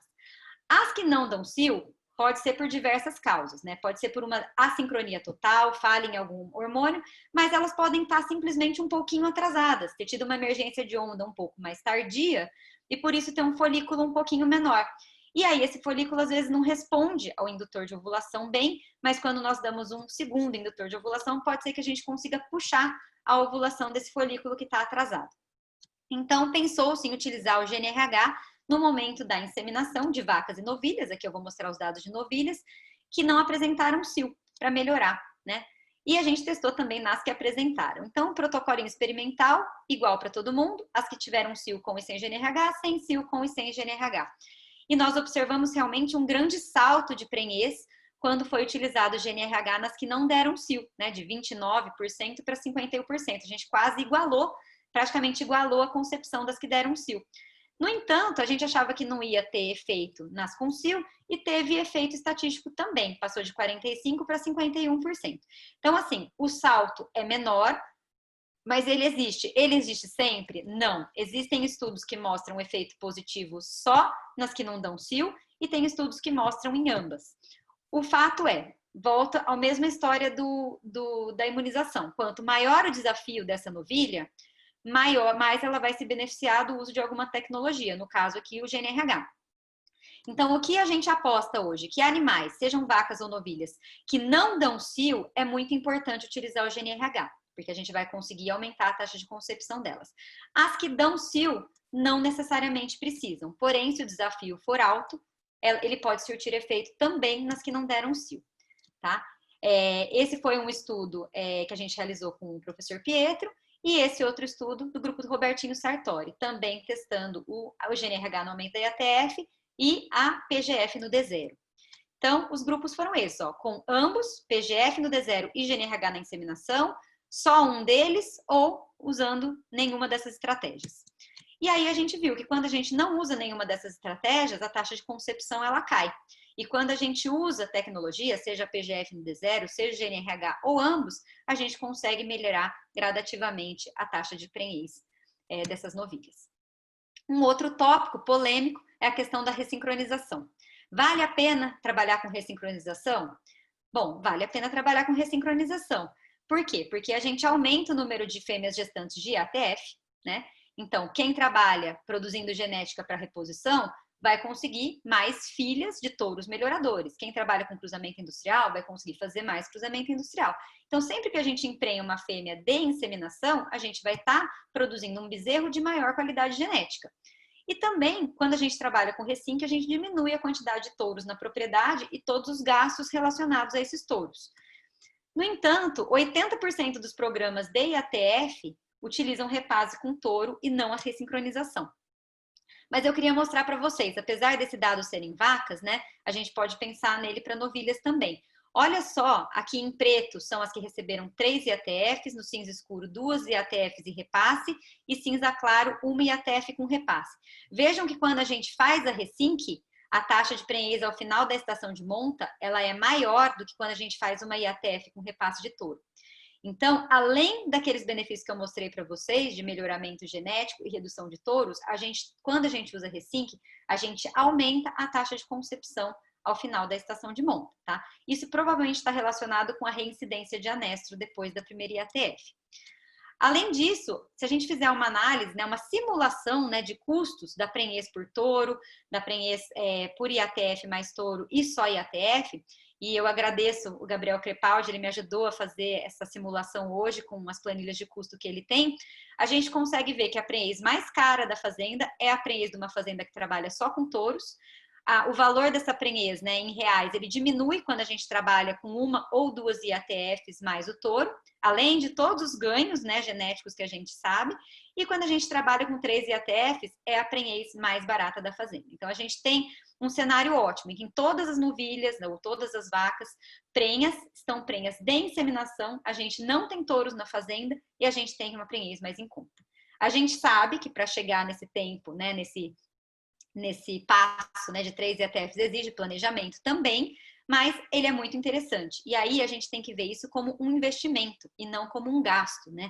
Muitas pessoas falam, vai gastar mais dinheiro com IATF? Não, não é um gasto, é um investimento. A prenhez fica mais barata. E por quê? Porque normalmente quem joga o preço da prenhez para cima, vejam aqui em vermelho, né, é o valor da prenhez do touro. Bom, ressincronizar a novilha funciona, então aqui só alguns exemplos, né, de novilhas que passaram por 2 resyncs, com 62% de prenhez em 32 dias de estação de monta, e aqui alguns dados compilados de algumas centrais, né, dos clientes de algumas centrais. Então, mostrando, ó, 43, 42 e 38%, 3 IATFs, 70% de prenhez em novilhas precoces, Nelore, de 14 meses, né? E aqui nesse outro apanhado, um resultado muito parecido, né? 42, 47, 49, com praticamente 70% também de prenhez ao final da estação de monta, com 3 IATFs. Então, é possível e é interessante trabalhar com resync em novilhas precoces também, tá bom, pessoal? Bom, a parte final aqui da palestra é sobre o pós-parto dessas novilhas. E ela é bem breve, tá? Que a gente já está alcançando aqui o tempo da palestra. Vamos falar então, quando a novilha precoce ela pare, qualquer novilha, mas principalmente a precoce, ela tem que continuar crescendo, ela tem que criar aquele bezerro, e bem criado, né? Porque a gente quer um bezerro bem desmamado. E a gente tem que pensar que ela tem que reconceber como primípara. Esses desafios são muito altos e eles exigem também o nosso planejamento, especialmente o planejamento nutricional. Então, não pode, pessoal, emprenhar a novilha, seja ela precoce ou não, e esquecer que precisa continuar fazendo um planejamento nutricional para esse animal, né? Como a gente viu, toda a nutrição dela vai refletir no bezerro que está dentro da barriga, na miogênese e adipogênese desse bezerro, vai refletir na condição desse bezerro nascendo, no desmame desse bezerro e no preparo de condição corporal dessa novilha para ela reconceber. E isso fica claro quando a gente faz algumas análises. Esse dado aqui do Luciano Penteado mostra a diferença no final da estação de monta da taxa de concepção de novilhas a pasto e suplementadas. É gritante a diferença, 60% para 80%. E se a gente pensar, né, é a ponta de genética da fazenda, é a melhor categoria. E se a gente for descartar animal vazio, aqui vai ter um grande descarte, né, de primípara, que é uma judiação. E aqui a gente vai segurar novilhas de boa qualidade. Bom, nesse outro estudo aqui, da Bruna, também foi mostrado que as novilhas precoces, quando primíparas, elas conseguem conceber tão bem, né, quando elas estão preparadas nutricionalmente, quanto as primíparas não precoces, né, de 36 meses, e as secundíparas de 48. Então, olha, elas não perdem em nada na primeira, na segunda e nem na prenhez acumulada quando elas estão bem nutridas. Em outros estudos aqui, ó, primíparas de 2 anos versus primíparas de 3 anos, ó, taxa de prenhez semelhante e taxa de prenhez semelhante. Então, fazendo esse planejo nutricional, a gente consegue fazer essa primípara continuar crescendo e conceber muito bem. Além disso, né, uma dúvida que paira também é a relação do impacto no peso do bezerro. Então, ó, as novilhas lá daquele experimento do Bruno, que eu mostrei para vocês desde o começo da palestra, quando elas foram comparadas, né, a bezerrada delas com os bezerros do restante do rebanho inteiro, ou seja, secundíparas, multíparas e outras primíparas, não houve perda, ó, foi a mesma taxa, o mesmo peso de desmama das fêmeas e dos machos, né, muito semelhante. E nesse outro estudo aqui do Claudinei também, né, o peso do macho e da fêmea aqui aos 4 meses de idade foi bem próximo, né, nas novilhas de 2 e 3 anos de idade, nas primíparas, desculpa. Bom, e só para finalizar aqui, eu gostaria de mostrar para vocês, né, já falei de vários exemplos, né, ao longo da palestra, que é possível fazer a novilha precoce. Exige todo esse planejamento para a novilha super precoce, mas é possível fazer e tem fazendas fazendo muito bem. O que não pode é chegar na fazenda, pegar toda a novilhada de 14 meses, 12 meses, 13 meses, levar para o curral e inseminar, sem planejamento, sem preparo. Aí vai ser realmente catastrófico. Porém, com esse planejamento, a gente consegue uma novilhada muito boa para inseminar. Essa foto foi mandada para mim hoje, né? Era um vídeo, na verdade, que eu printei lá do pessoal do Grupo Agropontal, na Bahia, da novilhada de 13 meses hoje, elas estão com 13 meses hoje e vão entrar daqui um mês na IATF. Então, é esse o padrão de novilha que a gente quer colocar na IATF. Vejam o score de condição corporal dessas novilhas, a caixa que essas novilhas já têm, a qualidade de pastagem que elas estão. Então, com certeza, essas novilhas passaram por planejamento desde a concepção lá na mãe delas até esse momento. E elas prometem uma boa taxa de prenhez, né? Além disso, temos, né, outros parceiros, né, que a gente pega como exemplo, né, o pessoal da Camapuã, do seu Ricardo Viacava, que já trabalham, né, com essas novilhas precoces, né, e tem esse padrão de primíparas. Então, veja, uma primípara completamente formada, com ótimo score de condição corporal, né, um parto recente, e que continuam com o planejamento nutricional para desmamarem um bezerro nesse padrão, já gestantes da sua segunda cria, né? Então é isso que a gente quer, é isso que a gente busca com todo esse planejamento que eu falei para vocês aqui nessa 1 hora de palestra. Então, para a gente concluir, a antecipação da idade ao primeiro parto é um grande gargalo para aumentar a produtividade por hectare das fazendas. Trabalhar com novilhas precoces, super precoces, exige muito planejamento, tanto nutricional, genético, sanitário, quanto temporal. E isso começa desde a concepção da mãe dessa novilha até a reconcepção dessa novilha como primípara. A indução de ciclicidade e as vacinas e a escolha do protocolo, elas são decisões que são tomadas com a ajuda de um veterinário experiente, porque há uma variedade de opções muito grande, né, no mercado, e essa combinação de escolhas, né, junto com o planejamento, possivelmente vai levar a índices satisfatórios na fazenda. Mas para a gente sempre ter índices bons e cada vez melhores, é fundamental que haja um gerenciamento dos resultados, né? Então o veterinário ele tem que ser parceiro da fazenda, não é só chegar, emprenhar a vaca e ir embora.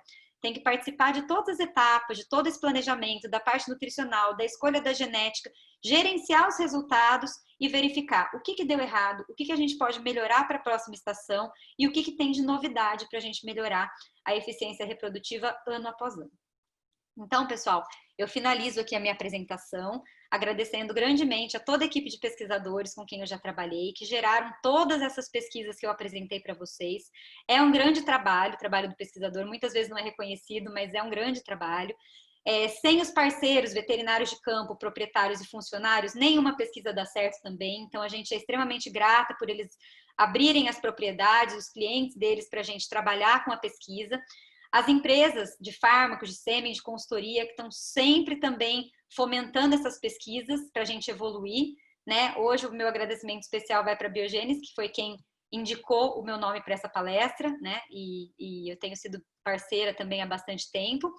E as instituições de fomento, né? Que mantêm todos esses pesquisadores também. O agradecimento especial sempre vai para o professor Pietro Baruzelli, que é o meu mestre, o meu mentor, desde muitos anos atrás até agora, e com quem eu acumulei bagagem e espero acumular por muito tempo. Então, pessoal, com tudo isso, eu finalizo a minha apresentação e me coloco à disposição de todos vocês para as perguntas. Muito obrigada.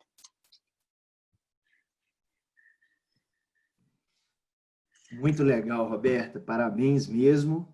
E eu não vou falar, não. Se você ler o chat aí, você vai ver o pessoal parabenizando. Realmente show de bola nos grupos de WhatsApp. Parabéns mesmo, muito claro e objetivo.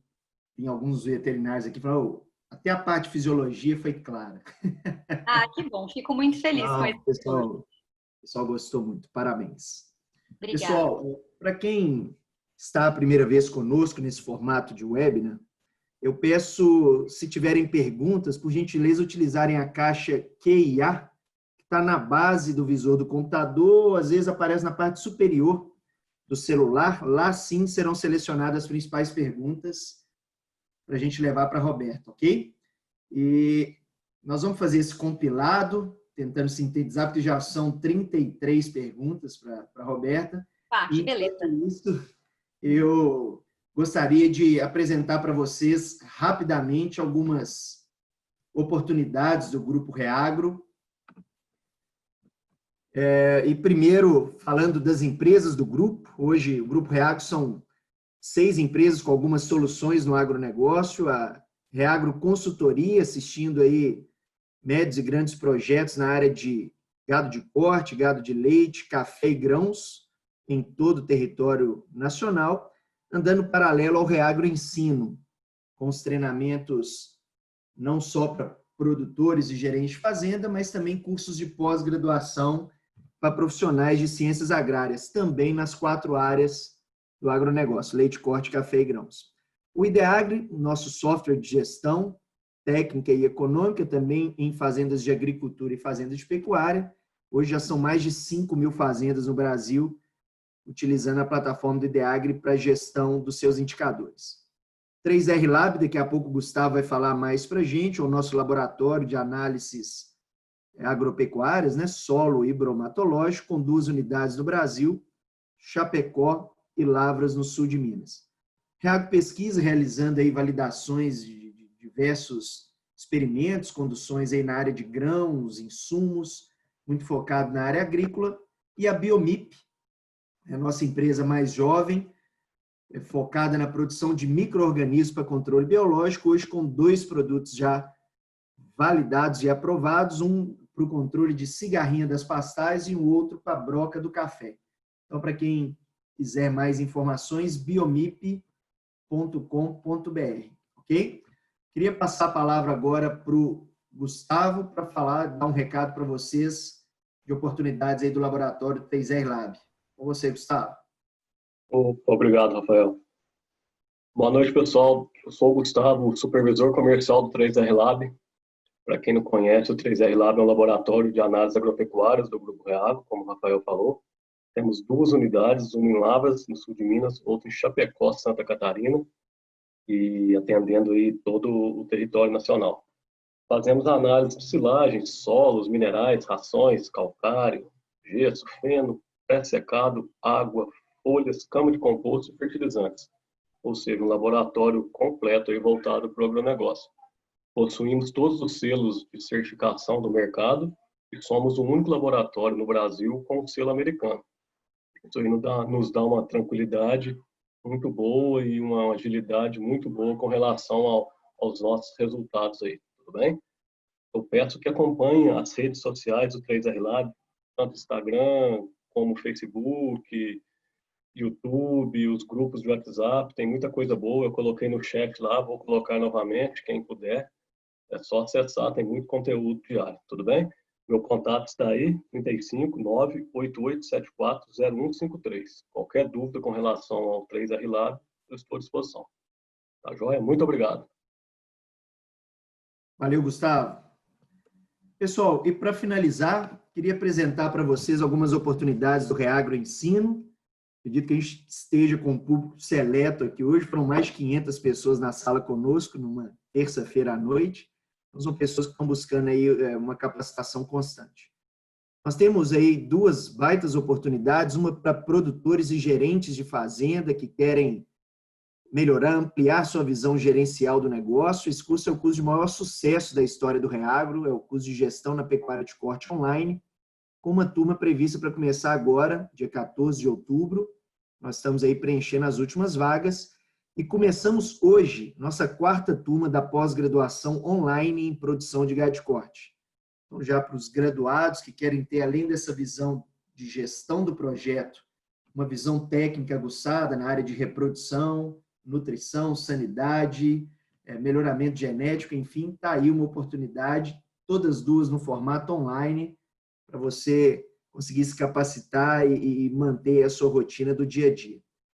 Pessoal, para todos esses cursos que nós vamos falar agora, nos próximos minutos, a Ludmila está à disposição para tirar todas as dúvidas, está aí o WhatsApp dela na base da tela, ou através do nosso grupo de Telegram. Lá também os nossos consultores vão estar à disposição para atender e tirar todas as dúvidas, ok?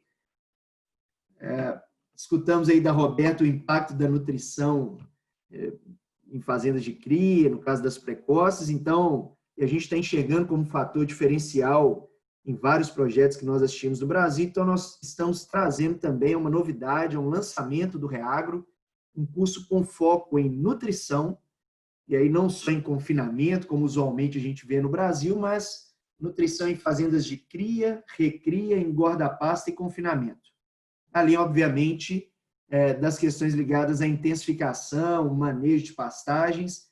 Então, para quem quer realmente ter uma visão de tudo que tem de mais atual na parte técnica e gerencial da nutrição de uma fazenda de corte, aí o curso Mais Arroba, começando no dia 4 de novembro, ok? E aqui o nosso outro produto online, aqui agora com uma visão em finanças. Então, quem quer dar os primeiros passos, consolidar uma gestão financeira e econômica na fazenda, saber construir fluxos de caixa, analisar os custos, análise de investimentos, aí também um lançamento, pela primeira vez, o REAG trazendo um curso focado na gestão financeira e econômica, com a turma começando também agora no mês de outubro, ok? Depois eu vou passar para vocês aqui, durante a discussão com a Roberta, essas oportunidades de turmas presenciais, são 18 turmas espalhadas no Brasil, nas grandes praças, no Pará, Maranhão, Tocantins, Bahia, Rondônia, Mato Grosso. Então, a boa parte do território nacional, nós temos aí algumas oportunidades, tanto de turmas gerenciais, quanto de pós-graduação, ok? E de antemão, pessoal, a gente tem tido discussões como a de hoje, fantásticas. A gente já queria fazer o convite para a próxima, dia 27 de outubro, com o professor Branco, de Maringá. O professor Branco é uma das grandes referências do Brasil hoje em nutrição de gado de corte, falando aí da utilização de coprodutos ou subprodutos em gado de corte. Nós estamos vivendo aí um período de insumos altíssimos, né? Milho, soja, enfim. Então, acho que nada mais oportuno também de falarmos dessas oportunidades de utilização de subprodutos. Vamos colocar o link no chat e esperamos todos vocês em outubro no nosso próximo webinar, ok? Muito obrigado a todos. Roberta, eu vou moderando aqui, subiu para 54 perguntas, mas vamos lá tentar sintetizar. No início, várias pessoas aqui perguntando sobre a possibilidade de usar aí a progesterona injetável ou o implante, mesmo no manejo que utilize monta natural, com touros. Qual que é a sua visão dessa estratégia? É uma ótima pergunta. Na verdade, quando as progesteronas injetáveis foram surgindo, o nosso maior sonho de consumo era não precisar usar mais dispositivo, né? Poder usar só injetável. O problema da injetável, ela é ótima, por exemplo, para uma indução de ciclicidade em novilhas, para uma indução no início da IATF de vacas também, né, no pós-parto, né, como tem sido mostrado nos trabalhos do professor José Nélio, a progesterona prévia, 10 dias antes de começar o D0 da IATF de vacas.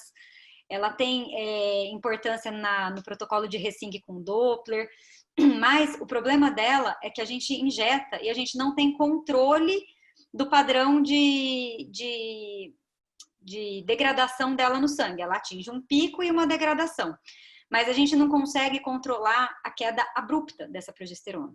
Quando a gente faz um protocolo de ATF com dispositivo, na retirada do dispositivo, o que a gente faz? A gente tira o dispositivo e a gente dá a prostaglandina. Então, a gente tira a progesterona endógena e exógena, e ela cai rapidamente. E isso é extremamente necessário para a gente ter uma boa ovulação. A vaca precisa ser inseminada e ovular em baixa progesterona, para ela ter alta fertilidade. Se a gente trabalhar com a progesterona injetável, por exemplo, para uma IATF, quando a gente estiver lá no momento da inseminação, provavelmente ela vai estar alta, e isso vai atrapalhar. Se a gente for trabalhar com a touro TF, com a progesterona, possivelmente isso vai acontecer também. A grande diferença é que a gente, como não precisa sincronizar perfeitamente a onda, porque o touro vai estar à disposição para as novilhas ou vacas entrarem em cio, à medida que elas entrarem em cio, ele vai fazendo a cobertura.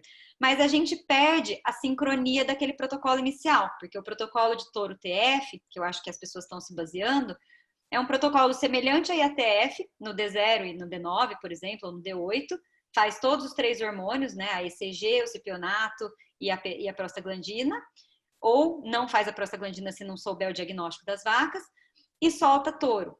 O grande benefício de fazer nesse formato é que elas entram em cio sincrônico e a taxa dessa touro TF ela é equivalente a uma taxa de ATF, né? Porque você fez uma ovulação sincronizada. Lógico que é importantíssimo os touros estarem com um bom andrológico. Se você fizer esse protocolo com a injetável, possivelmente você vai reduzir a taxa de ovulação antecipada e talvez elas ovulem e não tenham uma boa fertilidade por ainda ter progesterona alta na circulação.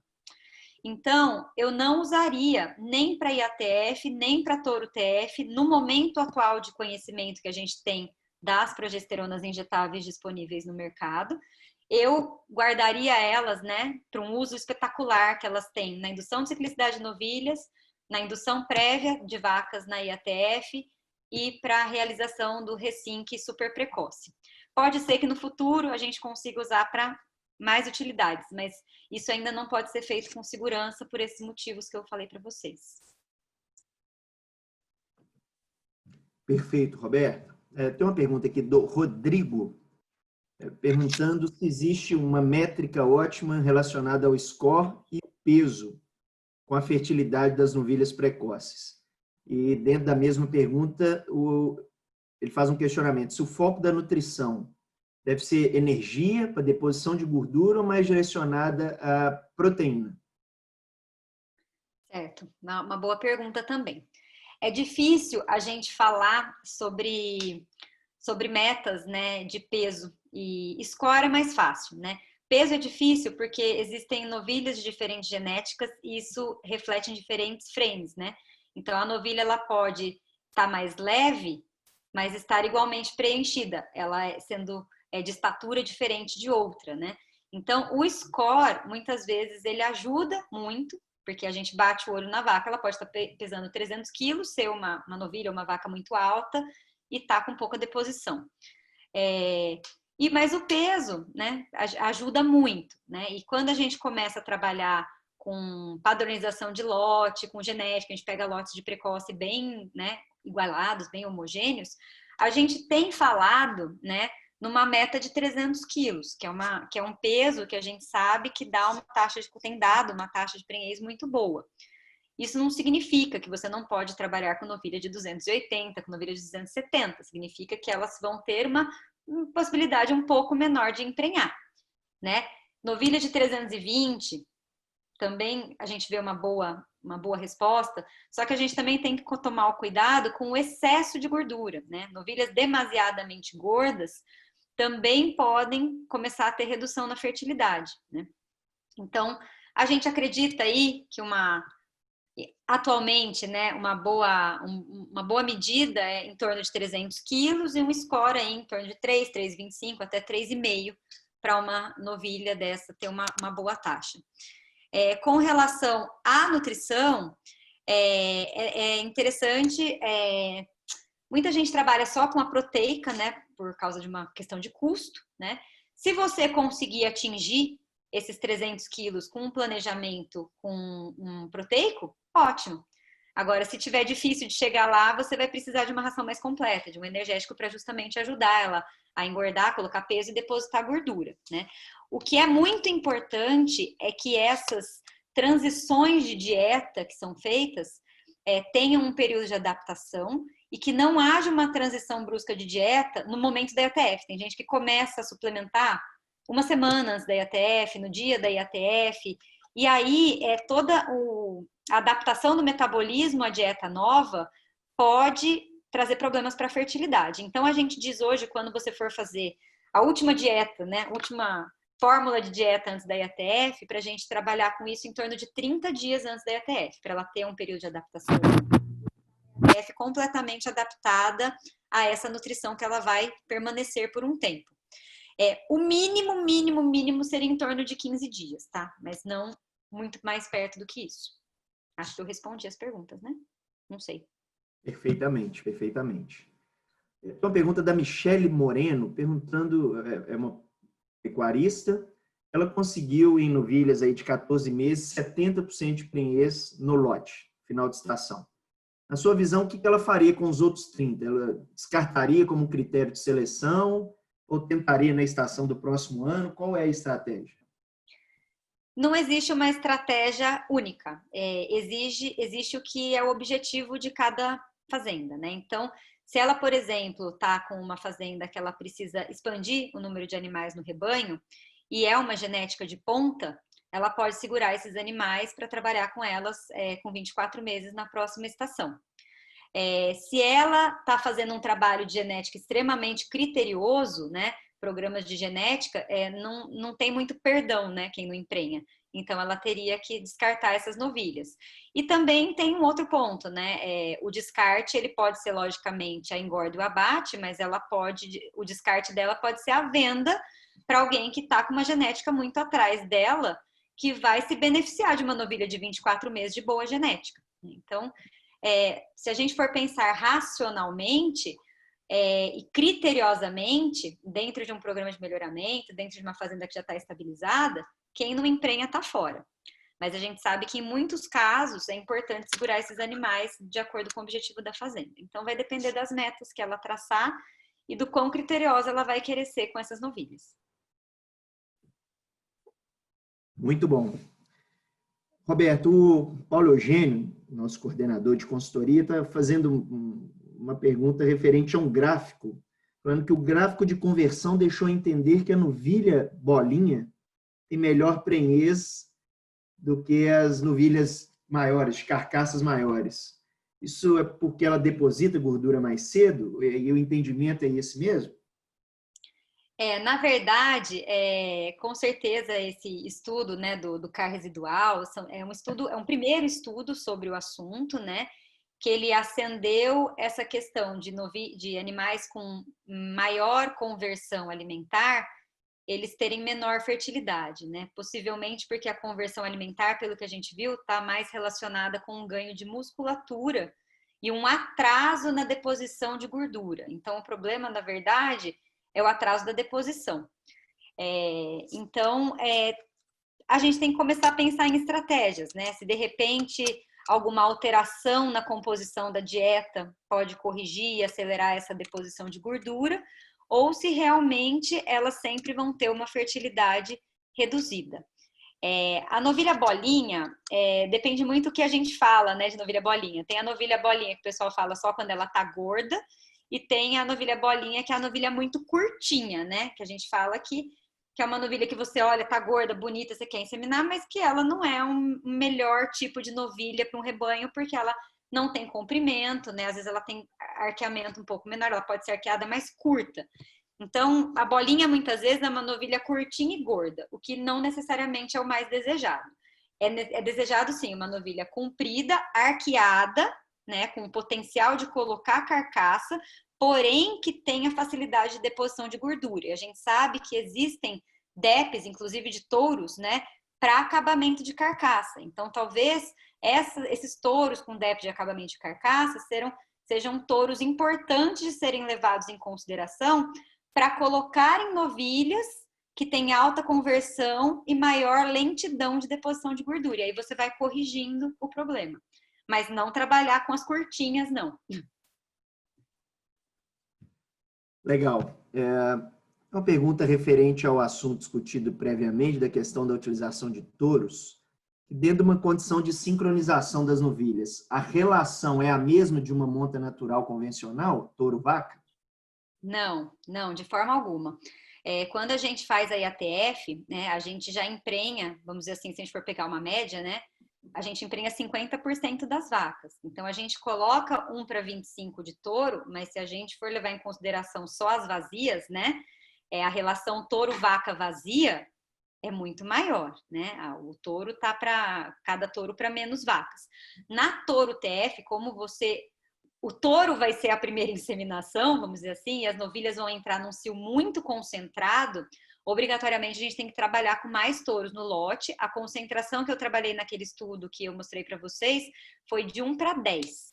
Então, eu coloquei no dia da retirada do dispositivo, eu entorei as vacas 1 para 10, e eu deixei essas vacas aí, esse touro 1 para 10 por uma semana, porque é o prazo que elas dão o cio sincronizado e que emprenha em torno de 50%. Depois dessa uma semana, você pode passar para 1,25, que é o que a gente usa na IATF. Mas essa primeira semana, que é quando elas entram em cio praticamente todas ao mesmo tempo, se você não tiver uma grande capacidade de touros ali para cobrir touros bons de cobertura, você vai acabar perdendo o cio de novilha. Então, é importante trabalhar com pelo menos 1 para 10. Se você puder colocar mais touro nessa uma semana, melhor. Perfeito, Roberto. Tem uma pergunta do Paulo Sérgio, mais conhecido como Poca, veterinário da EAO, fazenda no sul da Bahia, perguntando se tem algum trabalho mostrando que ao invés de uma aplicação de progesterona, se você aplicar mais vezes, ele dá aqui 2 aplicações antes da sincronização, você não prepararia mais o útero dessas novilhas super precoces? Pode ser que sim. A resposta é talvez, né? Se ela responde a primeira progesterona, né, desbloqueando o eixo hipotalâmico hipofisário, e 10 a 12 dias depois você dá um estradiol e ela ovula, o corpo lúteo dela vai funcionar como a segunda progesterona. Então, ela já vai ter essa ciclicidade. Por isso que a gente fala, muitas vezes, o intervalo mínimo para você inseminar depois do estradiol, se a gente for considerar o protocolo com estradiol, né, que é o mais tradicional, que é a progesterona, 10 a 12 dias depois do estradiol, aí você espera pelo menos 14 dias para começar o D0. Por que esses 14 dias? Para você ter uma fase luteal aí no meio e ter um segundo priming de progesterona estimulando essa novilha. Se ela não ovula, possivelmente ela vai se beneficiar de um segundo priming de progesterona, porque ela vai ter um só. Né? Então, o que tem algumas pessoas que fazem? Fazem o protocolo de indução, fazem a avaliação. Se eles precisam de bastante novilha, eles usam as que responderam ao protocolo e reinduzem, né, dão outro priming de progesterona nas que não foram induzidas e fazem uma nova avaliação e conseguem tirar mais algumas novilhas.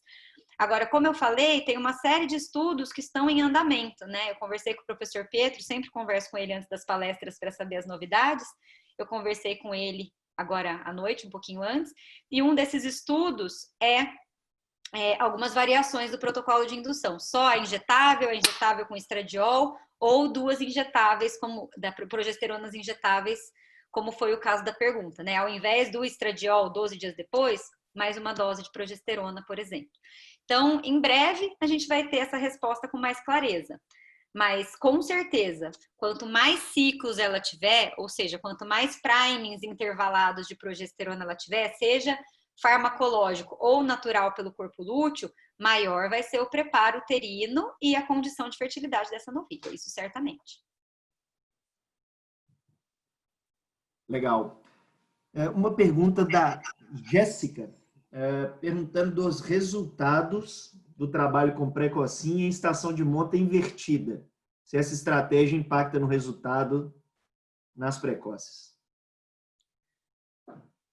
Então, na verdade, muitas vezes o que acontece, eu não sei se ela está perguntando da de 14 meses na invertida ou da precoce, né? Que às vezes a novilha não chega bem com 14 meses na estação e aí ela é utilizada na estação de outono, né? Com um pouco mais zerada, né? Que daí é a precoce, não a super precoce. Nesse caso, tem muitas fazendas que trabalham dessa maneira. E ela dá uma boa fertilidade. Ela não ficou pronta na estação de monta, ela acaba sendo utilizada na estação de outono, vamos dizer assim, que é invertida, né, no caso. O problema existe um pró e um contra aí. O contra, como você está atrasando essa novilha e ela vai parir depois dentro da estação de monta como primípara, você não vai conseguir aproveitar essa primípara aí. Você vai segurar a primípara para a próxima estação. Então, a primípara dessa precoce, ela vai entrar 2 estações à frente como solteira, já desmamada, né? O bom disso, você tem normalmente uma boa taxa nas novilhas, porque elas tiveram mais tempo de ganhar peso e estão bem preparadas. E mesmo você ficando esse tempo maior parada com a primípara, você tem uma primípara solteira que tem uma fertilidade altíssima. Às vezes você tem 95% ou mais de primíparas prenhas no final da estação. O contra é que você não consegue o bezerro a mais que a precoce dentro da estação de monta te dá. Porque a precoce, na estação de monta, ela te dá o bezerro como precoce, na estação subsequente ela entra como primípara de novo, então ela te dá um bezerro a mais. Porém, é uma estratégia muito válida para algumas fazendas. Você não tira um bezerro a mais, mas você tem uma prenhez boa como novilha, uma prenhez ótima na primípara solteira, e você acaba aumentando a longevidade do rebanho, porque você segura bastante dessas primíparas por elas terem uma boa fertilidade, né? Então, são estratégias diferentes, que funcionam bem de acordo com cada situação. Não existe um ótimo geral, né? É um ótimo para cada situação. Muito bom, Roberta. Pergunta do Hernan, né, aluno nosso de Araguaína, perguntando, na verdade, o que você tem a nos dizer sobre o protocolo 7 e 7. Eu não sei bem o que seria, ele mandou depois um link aqui da Universidade de Missouri falando desse protocolo. 7 e 7? Isso. Não faço a mínima ideia do que ele possa estar dizendo. Eu conheço o 7 e 9, né, que é o que eu falei, você tirar com 7, né, fazer os medicamentos e inseminar com 9. E tem o J5, que é o de 6 dias, que é muito usado na Argentina e que aqui nos testes que foram feitos no Brasil deram a mesma coisa. Mas como ele tem GNRH, tem uma série de diferenças e ele não é tão prático aqui, ele acaba não sendo muito utilizado. Mas esse 7-7, depois, se você puder me mandar o link, eu posso dar uma estudada nele e responder diretamente para quem fez a pergunta. Perfeito. E pode ser que seja esse protocolo precoce usado na Argentina, porque o Hernan, ele mora na Argentina, ele é de lá. Então, acredito que seja algo que ele tenha visto no país dele. Se for ele, é o J5, ele é um protocolo que não é com a indução com estradiol, é indução com GNRH. A retirada é no dia 6, faz a retirada, ECG, e a inseminação ela tem um intervalo maior, são 72 horas depois da retirada, né? Porque o folículo precisa terminar de crescer. Na Argentina, tem inúmeros trabalhos do grupo do Gabriel Bó, do Menchaca, de outros pesquisadores, que mostram uma maior prenhez com o J5 em relação ao protocolo de 8 dias ou o protocolo semelhante ao que nós usamos aqui. Lá, parece que melhora, em muitos estudos. Aqui, todos os trabalhos que a gente fez lá com o pessoal do Pietro, todos mostraram a mesma taxa de concepção do protocolo nosso convencional com o estradiol e o J5. Então, ele acabou caindo em desuso aqui. Ele acaba sendo uma ferramenta assim, eu preciso fazer uma retirada no dia 6 porque deu um rolo de agenda e tal. Aí você tem essa carta na manga, né? Você muda o protocolo como um todo. Mas é muito, muito raro de ver ele aqui no Brasil, porque os outros funcionam igualmente, são mais práticos e acabam sendo, às vezes, mais baratos, né? Porque o estradiol é mais barato que o GNRH como indutor. Legal. Roberta, nós tivemos são 46 perguntas, eu estou buscando sintetizá-las, algumas estão relacionadas ao mesmo assunto, mas nós estamos caminhando para o final, faltam 15 minutos aí para as 10 da noite.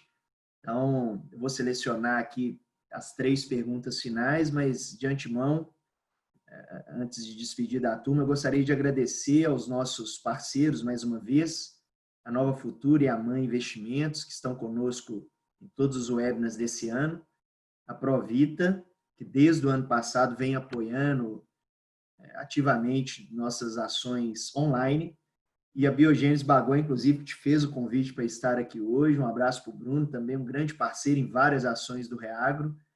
E acredito que tem uma série de soluções muito linkadas com o que você trouxe aqui hoje, de hormonoterapia, enfim. Então, o pessoal da Biogênese está à disposição também para atendê-los. Tem 2 perguntas aqui que elas conversam. A pessoa ficou um pouco confusa sobre qual realmente é o terço mais importante para você concentrar esforço na nutrição, se o primeiro, segundo ou terceiro terço da gestação.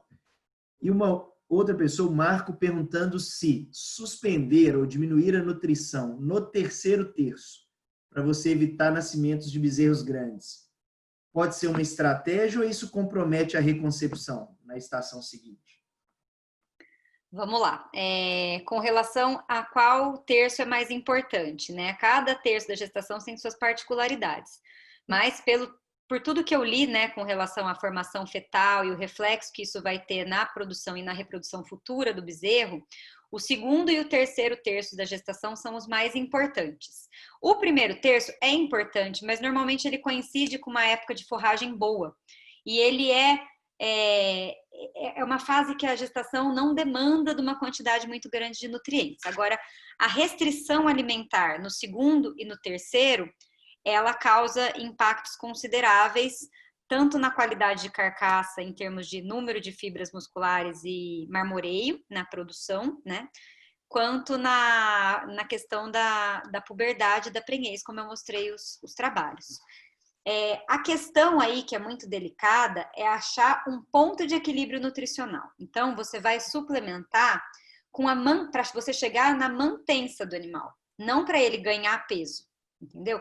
Então, se o animal pariu num bom score, tá numa boa pastagem, ele vem com um score de construção corporal bom, a hora que começa a ter uma redução da qualidade da quantidade da pastagem, você vai entrar gradativamente com a suplementação para você suprir a mantença. Então, você vai entrar com um pouquinho, à medida que a seca vai aumentando, você vai ter que ir ajustando. Mas se você não deixar esse animal perder peso, não tem por que você fazer ele ganhar peso. Ele já vai estar bem ali. O problema de parto que a gente vê é quando você quer resolver um problema de uma vaca que perdeu muito e está magra e querer engordar ela nos 45 do segundo tempo. Aí o que acontece é que realmente dá um excesso de nutrientes para a vaca ganhar score.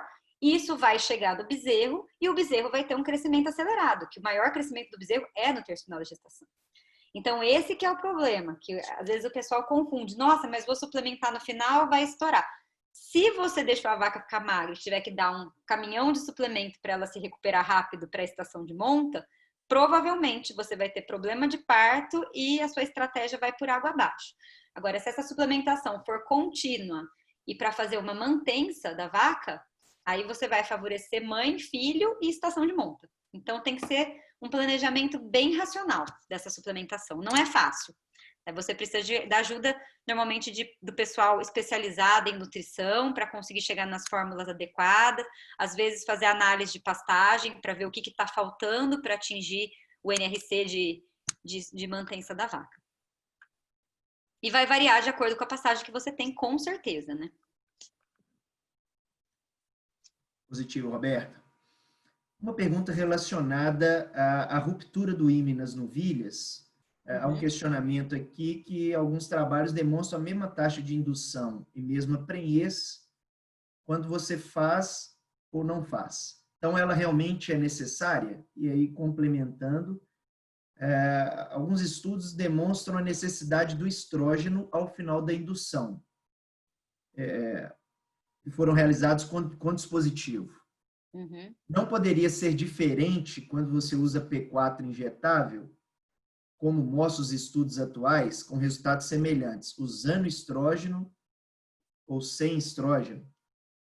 Tá, vamos lá. P4 injetável. Com relação à ruptura do ímen, né? É um manejo que a gente tem feito e recomendado até por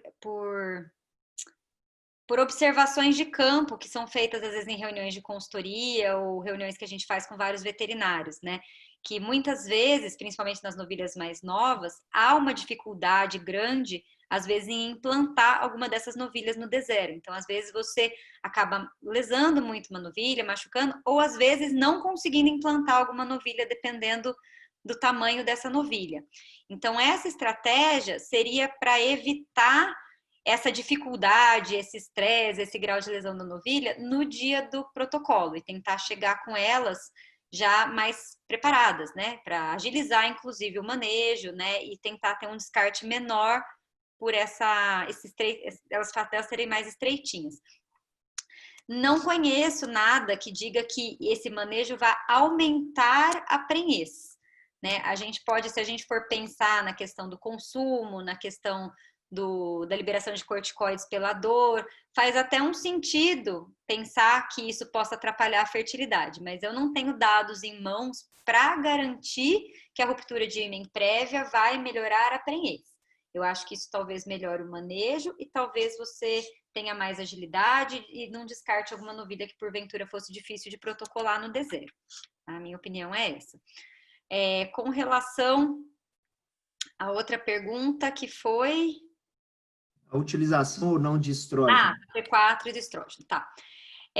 Não acho que tem diferença entre uma P4 do dispositivo e uma P4 injetável. Vai ter um pouco de diferença, assim, na curva de liberação, mas o importante da P4 é que ela vai atuar lá no eixo hipotalâmico hipofisário e ela vai quebrar uma hipersensibilidade ao estradiol que existe nessa etapa da vida pré-púbere da novilha e estimular, né, o eixo, né, via neurônio KIS ou via neurônio GNRH, para que haja um aumento da pulsatilidade de LH. Então, a progesterona, eu acredito que ela vai fazer isso em qualquer forma que ela seja administrada. O que vai talvez mudar é o tempo que ela fica estimulando.